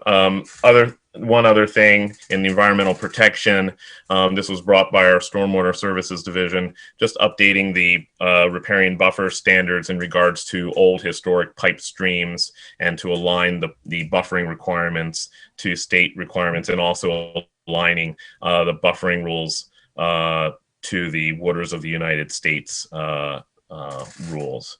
I don't have anybody from Stormwater here to address that in particular, but but that's basically the gist of those requirements. And those are basically the highlights. The other ones are generally technical corrections or some minor changes to allow for density credits for public facilities, or to relieve certain types of to relieve single-family and two-family subdivisions in the RUM district when they're adjacent to or across the street from other single-family or two-family developments.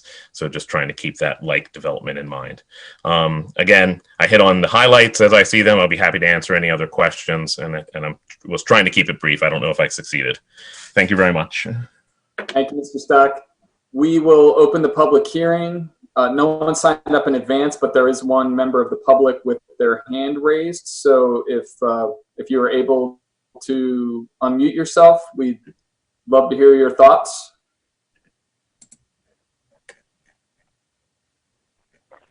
Yes, hello. Can I be heard?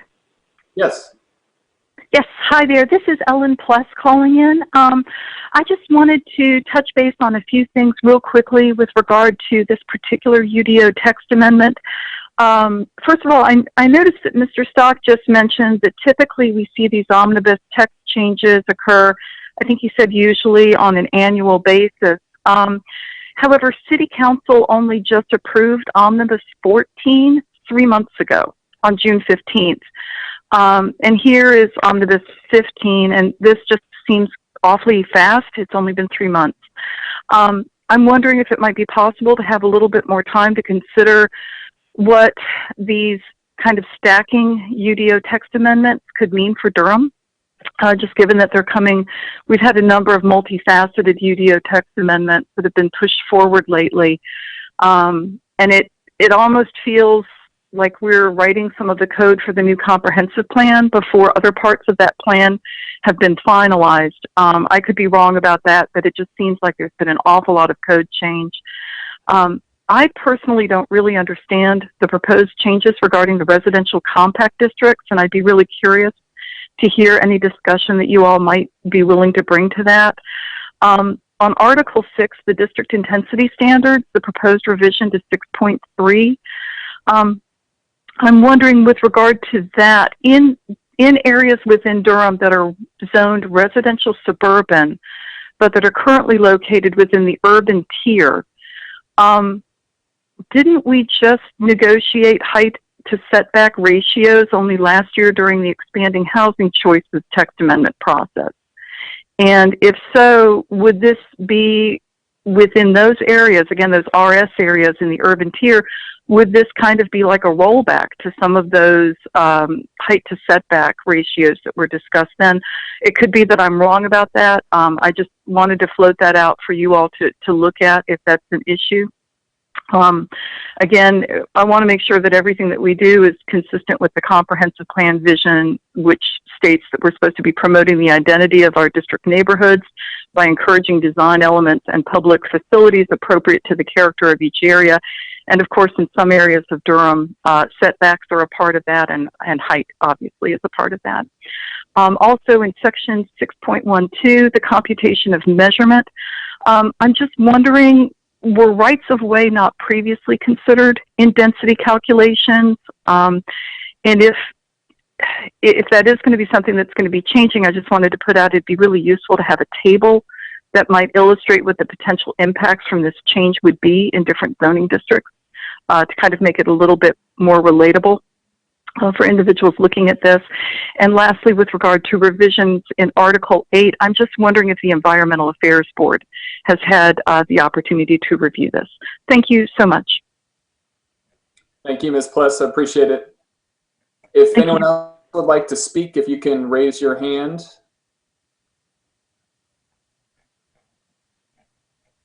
I don't see anyone else, so I'm going to close the public hearing. And Commissioner Miller, I'm going to recognize you for comments, questions.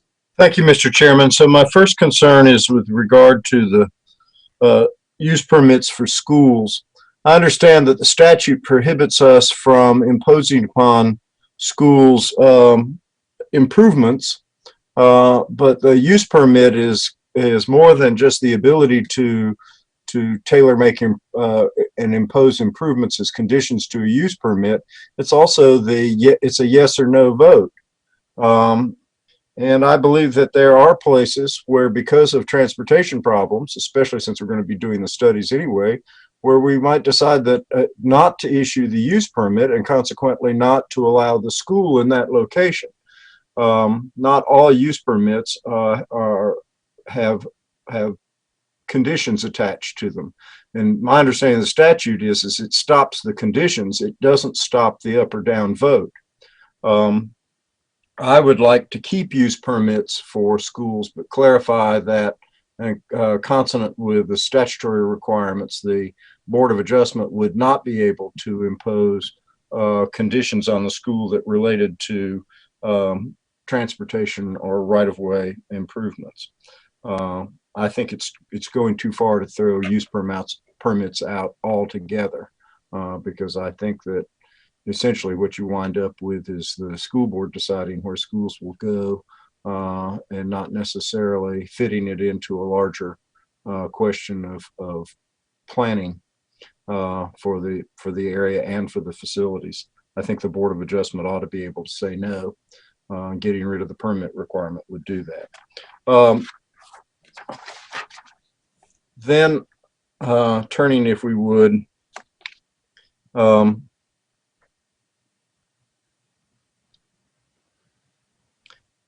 not sure. So I'm in Article 9 now. Oh, strike that. Let's go to the support thing. I understand that under our current system in the residential in the compact neighborhood area, we've got a system of step down development intensity, where we have a core that it's based upon a radius around the station platform, and then beyond that is the support area, and then depending upon what the support area butts up to, there might even be a further step down within that 150 feet. And if we're not going to have rail station platform, the standard for separating the core from the support doesn't make sense anymore. And so I understand why we need to deal with that. My own observation is that we're not making the support the default, we're making the core the default. We're encouraging a higher development intensity in areas that no longer relate to a rail-based transit plan. And that troubles me. If I was going to change this and leave this zone in place, I would just default to support or come up with another way to incorporate a core concept there. But I think the larger question is we now have compact neighborhood tiers all over the place based upon a transit system that isn't coming. Some of those, in my opinion, seek to concentrate development in places where without rail, concentrated development's not a good idea.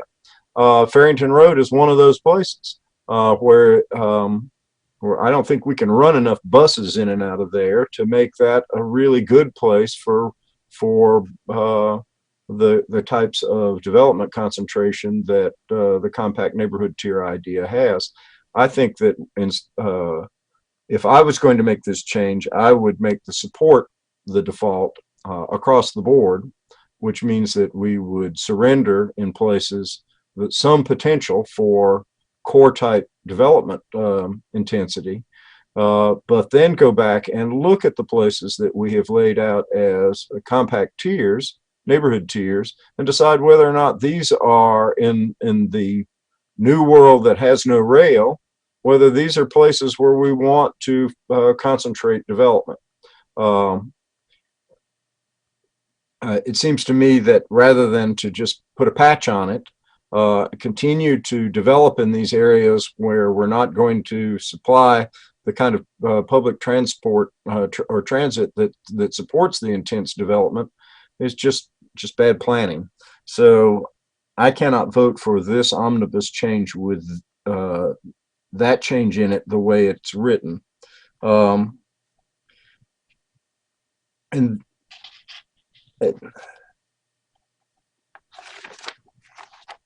then finally, Mr. Chairman, I'm just going to let some of my comments go. The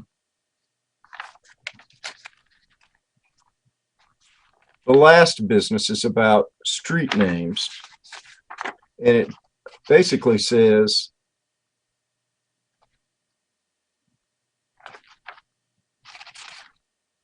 if I'm not mistaken, it says proposed street names shall be reviewed for approval on a final plat.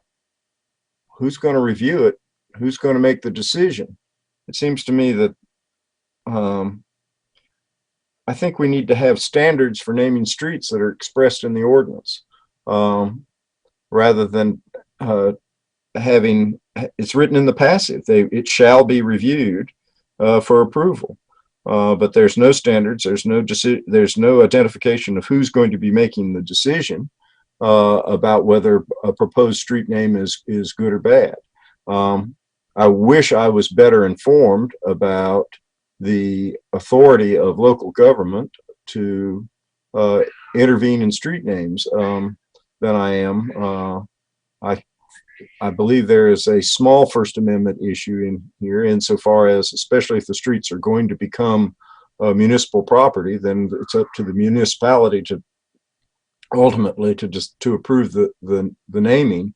But I know that developers like to and currently do name streets. That's why we have a lot of streets that are named after sons and daughters and movie stars and all kinds of things. I just would like to have some sort of express standard for street naming in the ordinance. And actually, I would go to Austin or Nate to determine what normally happens in these things. This is a new question to me. Are there out there among in the ordinance world standards for how streets get named? And can Durham, is there an example that you would refer to, and can Durham adopt that? Street names are sensitive.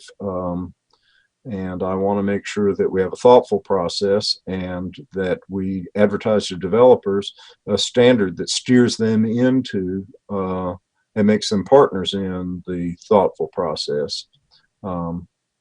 It's better to get a street name right the first time than to have a fight about changing it later on. So right now, as there are parts of this I have absolutely no trouble with and can vote for, there are other parts that I do not like at all. Especially this business about resolving the way of separating support and core in compact neighborhoods zoning. So that's kind of where I am, Mr. Chairman. Mr. Chair, may I address Commissioner Miller's concerns, because there's some clarification that I think will help him. Mr. Chairman, I'll make all my statement into a question for Michael. Thank you. Please don't repeat it, though. We understand. Yeah, Mr. Stock, the floor is yours. Thank you.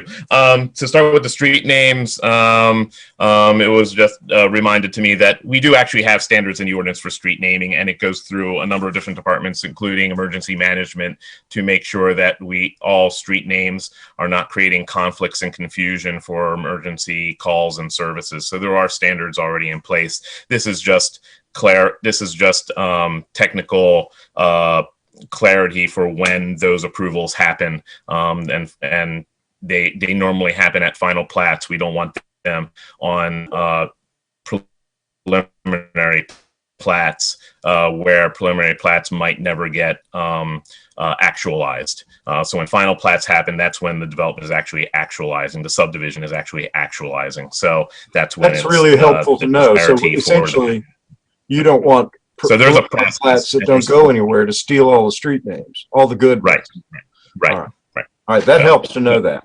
So I'm working backwards. So RC changes. If I see what you're talking about in terms of defaulting to core. Actually, most of the changes default to support. Some of them do, but the development intensity defaults. I would say the only thing that doesn't is the height. The core, it has a minimum of 12 and a maximum of 20. The maximum of 20 is from support. The support area open space we left at 5% for everything. And then the only thing that really is truly just core is the 75-foot height. And as I mentioned before, we left that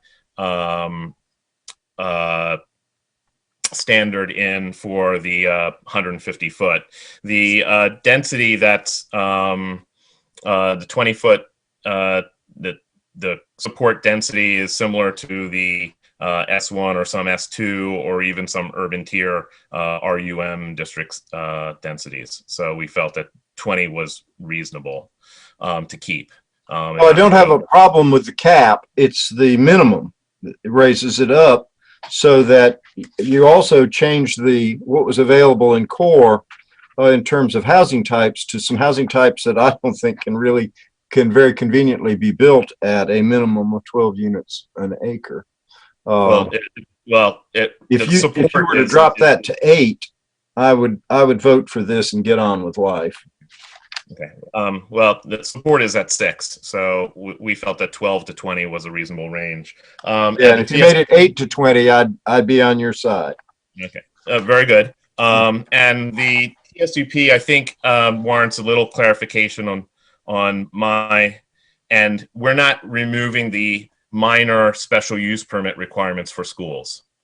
So most, if not all, schools are still usually in residential districts. What we're talking about are the transportation special use permits, where generates like 300 or 600, an enormously amount. No, I understand. I was not making that distinction, and thank you for reminding me about it. All right. Well, that see, when you ask Michael, things become clear. And I apologize. I didn't make that clarification when I stated it. So the minor special use permits for schools are still there. They would still be going to the Board of Adjustment. As Commissioner Miller stated, there are other factors that can determine whether a school is appropriate for that location, and that would still be held. And I'm done. Thank you. So before I give up the floor, Mr. Chairman, I'm going to vote no on this, but it's really only on the one issue. And I suspect that the rest of you will vote your conscience, and most of you will probably vote yes. But in my comments, I will explain my no vote is tied to this whole core support separation thing, because the larger issue to me is we should, it's now been over a year, or it's been since we have learned that we're not going to have the rail system we have built our whole comprehensive planning process around. It's time we get out there and look at our tier system and our compact neighborhood tiers especially, to determine whether or not they are currently expressing policy goals that we have, because they're built around a transit system that we're not having. And we're building these little mini concentrations of development, and in at least one place that I can think of, where if automobile travel is going to be the transit system that is going to serve these places, we have a mess that we can't fix, especially at Farrington Road. I just don't see how you can add pavement to justify that Farrington Road compact neighborhood tier without rail, and it is a without rails system right now. Thank you. Thank you, Commissioner Miller. The only thing I was going to add, I don't see anyone else asking to speak, so Commissioner Miller, I'm going to hand it back to you in a moment to make the motion, but I personally like getting these amendments more frequently. I think it helps us to kind of stay current. I think they're easier for me, and I'm sure for the public, to digest. So getting these massive updates can be really daunting and can really take a huge amount of time and create a lot of confusion. So I kind of like these mini updates from my personal perspective. Commissioner Miller, I hear your perspective. I am going to plan to vote for it, but I understand why you're voting no. With that, I'll hand it to you to make the motion. And before I do, I'll throw in one of the things that I would like to have, and this is responding a little bit to what Ellen suggested, and it was something that occurred to me as I read it. It would be nice, and I realize we have full agendas, it would be nice to be briefed on these at an earlier meeting before it comes to us for the hearing. That way, maybe in the briefing, I will get some of my questions resolved more effectively than I have been doing, because I took up time today just getting clarification that the rest of you did not need. So with that in mind, Mr. Chairman, if I may, with regard to TC 2000002, Omnibus 15, I recommend that we send this forward to the City Council and the Board of County Commissioners with a favorable report. Second. Properly moved and seconded. We'll have a roll call vote, please. Commissioner Alturk, Yes. Commissioner Amendolia, Yes. Commissioner Baker, Yes. Chair Busby, Yes. Vice Chair Kinchin, Yes. Commissioner Lanfrey, Yes. Commissioner Lowe, Yes. and Commissioner McIver, Yes. Commissioner Miller, No. Commissioner Morgan, Yes. and Commissioner Williams. No. Okay, it passes 9-2. Thank you. So just a couple quick, thank you, Mr. Sack. A couple quick housekeeping items. We should come back and let's make a motion and have a vote to excuse Commissioner Johnson. And if someone is willing to make that motion, I'd appreciate it. Chair Busby? Yes. One recommendation is you could have Mr. Miller amend his motion to excuse Commissioner Durkin and add Commissioner Johnson, and then I think we would be really okay. Commissioner Miller? I don't think you can amend a motion that's been passed. Well, maybe not. You're right. So I'm going to move that we excuse commission member. Well, I can do this. I move, having made the motion and voted in favor of it, I move that we reconsider the motion to excuse Commission Member Durkin. Yeah, you can reconsider a motion and we We can, can reconsider it, and then we can start over again. that's right. And then And we'll, that would be my intention. So my Okay. motion is to reconsider the motion to excuse Commission Member Durkin. May I just ask, does this have 2 votes? what's I that? didn't understand you. Do we now have to have 2 votes? We have to have a vote to reconsider and then a vote to actually vote on the reconsideration?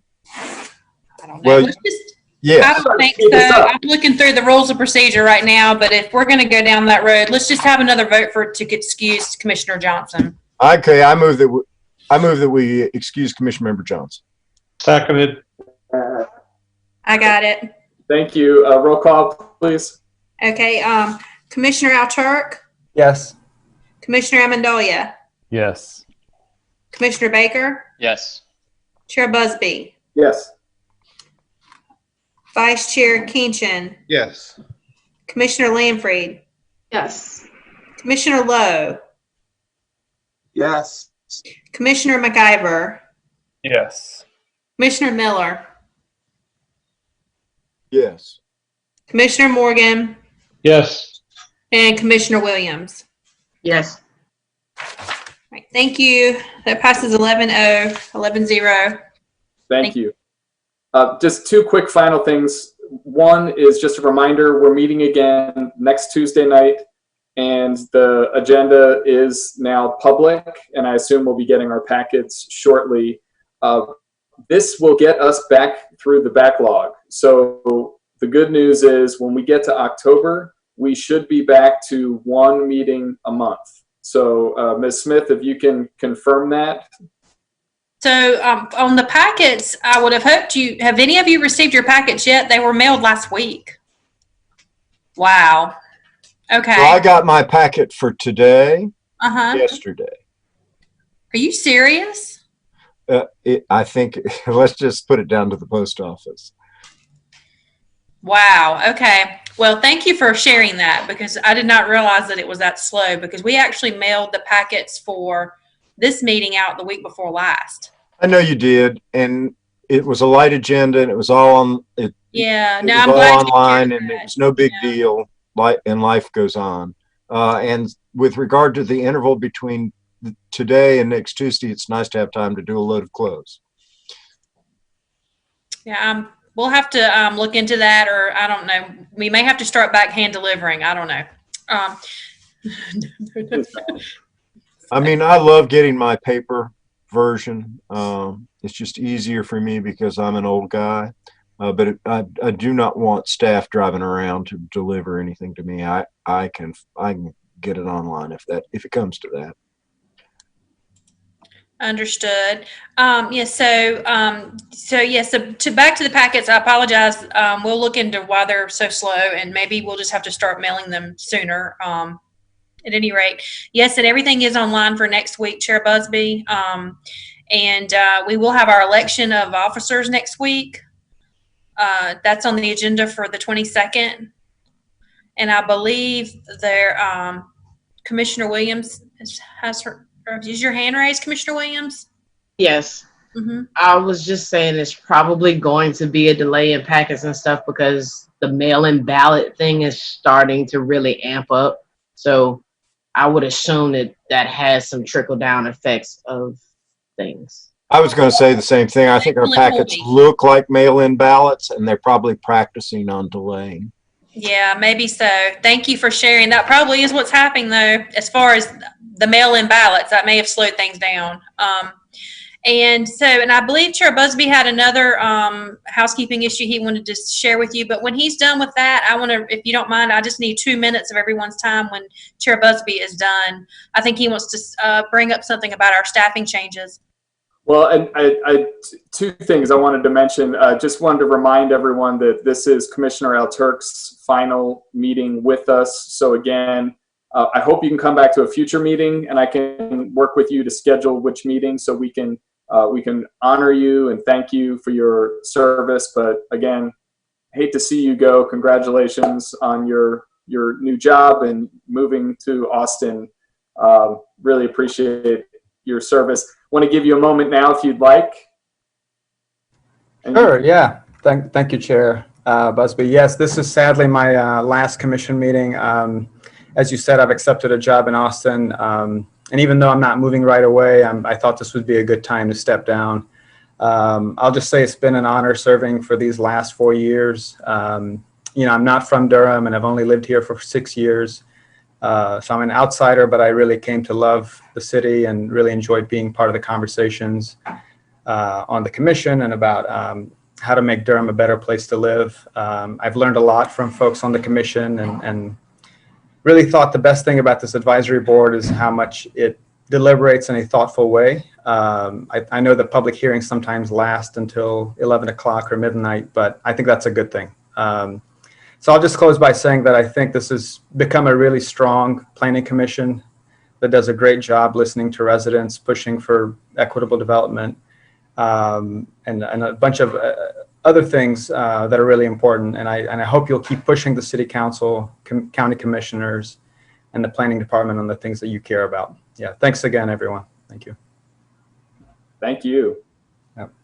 And then I also did want to, this is Jamie Lawson's last meeting on staff. Is that right, Grace? So, Jamie. Sadly enough, we are saying goodbye to Jamie. She's not going far, but she is leaving us in Durham. She's going over to the city of Burlington. Well, Jamie, I don't know if you can come on screen, but thank you for your work over the years. We really appreciate it. Very professional, always did a great job, and got big shoes to fill. But best of luck in your new adventures. Thank you very much. It has been a pleasure working with all of you, and I have appreciated my time here in Durham, and I sincerely appreciate all of your each and every one of your volunteer time. I know how valuable that is, and your input on our work and our cases, and always hearing us out. So it is bittersweet, and I will miss all of you, and definitely miss the planning staff, but excited for new challenges as well. So thank you very much, and I appreciate the opportunity to give you some kind words back. Well, best of luck. Grace, I'm going to hand it to you for any final items. Yes, I just had one last thing, and I promise this won't take but a minute. I think I've sent a couple of emails about written comments, and I realize everyone is busy. I know even if you're not homeschooling a child in your home, you're still busy. You might be taking care of other family members. You have a job to do. Everyone is busy, and this virtual environment is extremely challenging. So we did extend the time frame to receive written comments from everyone. So a couple of things. We can probably extend it out another week and give you 2 weeks after the meeting. So we can do that. And then my other question was, we want to do whatever is easiest for everyone, but we would like to have one mode of receiving your comments. Right now, we're asking that you email them, but some people have expressed a preference to put them in the decision forms. I actually have the decision forms ready already for tonight, and I'm getting ready to mail those to you. And from now on, I could actually mail them ahead of the meeting. If you would rather put your comments in the decision forms, we're okay with that. We just want one or the other. Either email them to us or put them in the decision forms, in the survey forms. And we do ask that if you're not able to submit your written comments, and maybe the item is going to go to Board of County Commissioners or City Council, and you're at the last 11th hour and you want to send them written comments because you did not send them to us to be included in the agenda item, would you please copy the staff if you do that, so that if there are questions that come up at the public hearing about your comments or relative to your comments, we can at least try to answer those. So does anyone have a preference on how you submit your written comments? Because we're going to do whatever's easier for the group. Does anyone have a preference? I prefer to send mine as an email. Okay. I mean, honestly, that's the easiest way for the staff to deal with those comments, but we want to do whatever's easiest for everyone else. So. Because I figure that you're probably just cutting and pasting mine into the council agenda, and I thought that would be easiest for you rather than to translate them out of that form. It is easier. It is much easier for us, but we're willing to do whatever's best for the crowd. So, other comments? Does that work for everyone? Commissioner Lamprey? Yeah, well, just to add, you know, as a new person, I'll admit that I have been struggling to get these in. And that for me, it would be, I think, easier to have just one submission that goes in. I don't want to overburden staff. I know you guys already work so hard, so I won't, you know, make a big fuss about it. And a lot of it is I just need to get used to the process, and I just need to, you know, build better habits. But it was confusing to me that there were two different modes of submitting comments, and I wasn't sure why that was. So if it could just be one form, and we could even be, if we're in this virtual environment, kind of building our notes as we go through the meeting, you know, I think some of us might be more likely to actually submit something in a timely manner with that mode. So I'll just put in a plug for that. We will certainly consider if we can accept them both ways. It's just managing them and trying to keep track of them is the challenge. But does anyone else want to add to this discussion so that we're trying to make it easy and better for everyone, honestly. I mean, I was doing what Commissioner Lamprey was just suggesting, but they weren't always getting in, and then I just got overwhelmed with the number of meetings. So I've just been saying I can't write comments for a bunch of these meetings. I'm hoping to get back on track, but I say that so other commissioners might feel a little better. It's been a lot as we've been meeting every other week. Would it help, Grace, to know if a commission member is only going to respond on the form and is not also going to send with email comments? Would it help to know so you're not whipping in comments that commission members never intended to write in the first place? Yes, if we end up going with both options, we'll probably set some parameters so that we know whether or not you want us to copy your comments out of the decision forms, because the decision forms really were never meant to be the written comment forms. Right. You know, we went to this virtual environment and it kind of threw everything for a loop. So let us do we'll go back to the drawing board and do some thinking. I think what we'll go ahead and do is in the interim, give you guys 2 weeks, give everyone 2 weeks from the meeting date to get your comments to us for right now until we get caught up and feel a little better about things. And if we can do both, maybe what we'll do is what you'll do is you'll have a preference, and that's what you have to stick with. Once you choose which mode you're going to do, you have to stick with it. And then when the deadline passes, that's it. We can't help you. But if you're, sorry, but if you're going to, my last request, and this is on behalf of the staff, if you're going to send your comments to the elected officials directly, please copy us, because it's very hard for us to answer or respond to any of your questions if we don't know that you've sent comments. So we don't, I mean, they're your comments and free to send. We would just like to have a copy. So.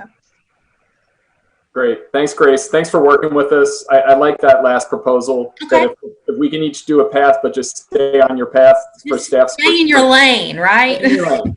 That sounds great. Anything else for this evening? I don't have anything else, so. All right. This meeting is adjourned. We'll see you on Tuesday. Have a good night. Thank you. Good night, everybody. Thank you. All right. Good night.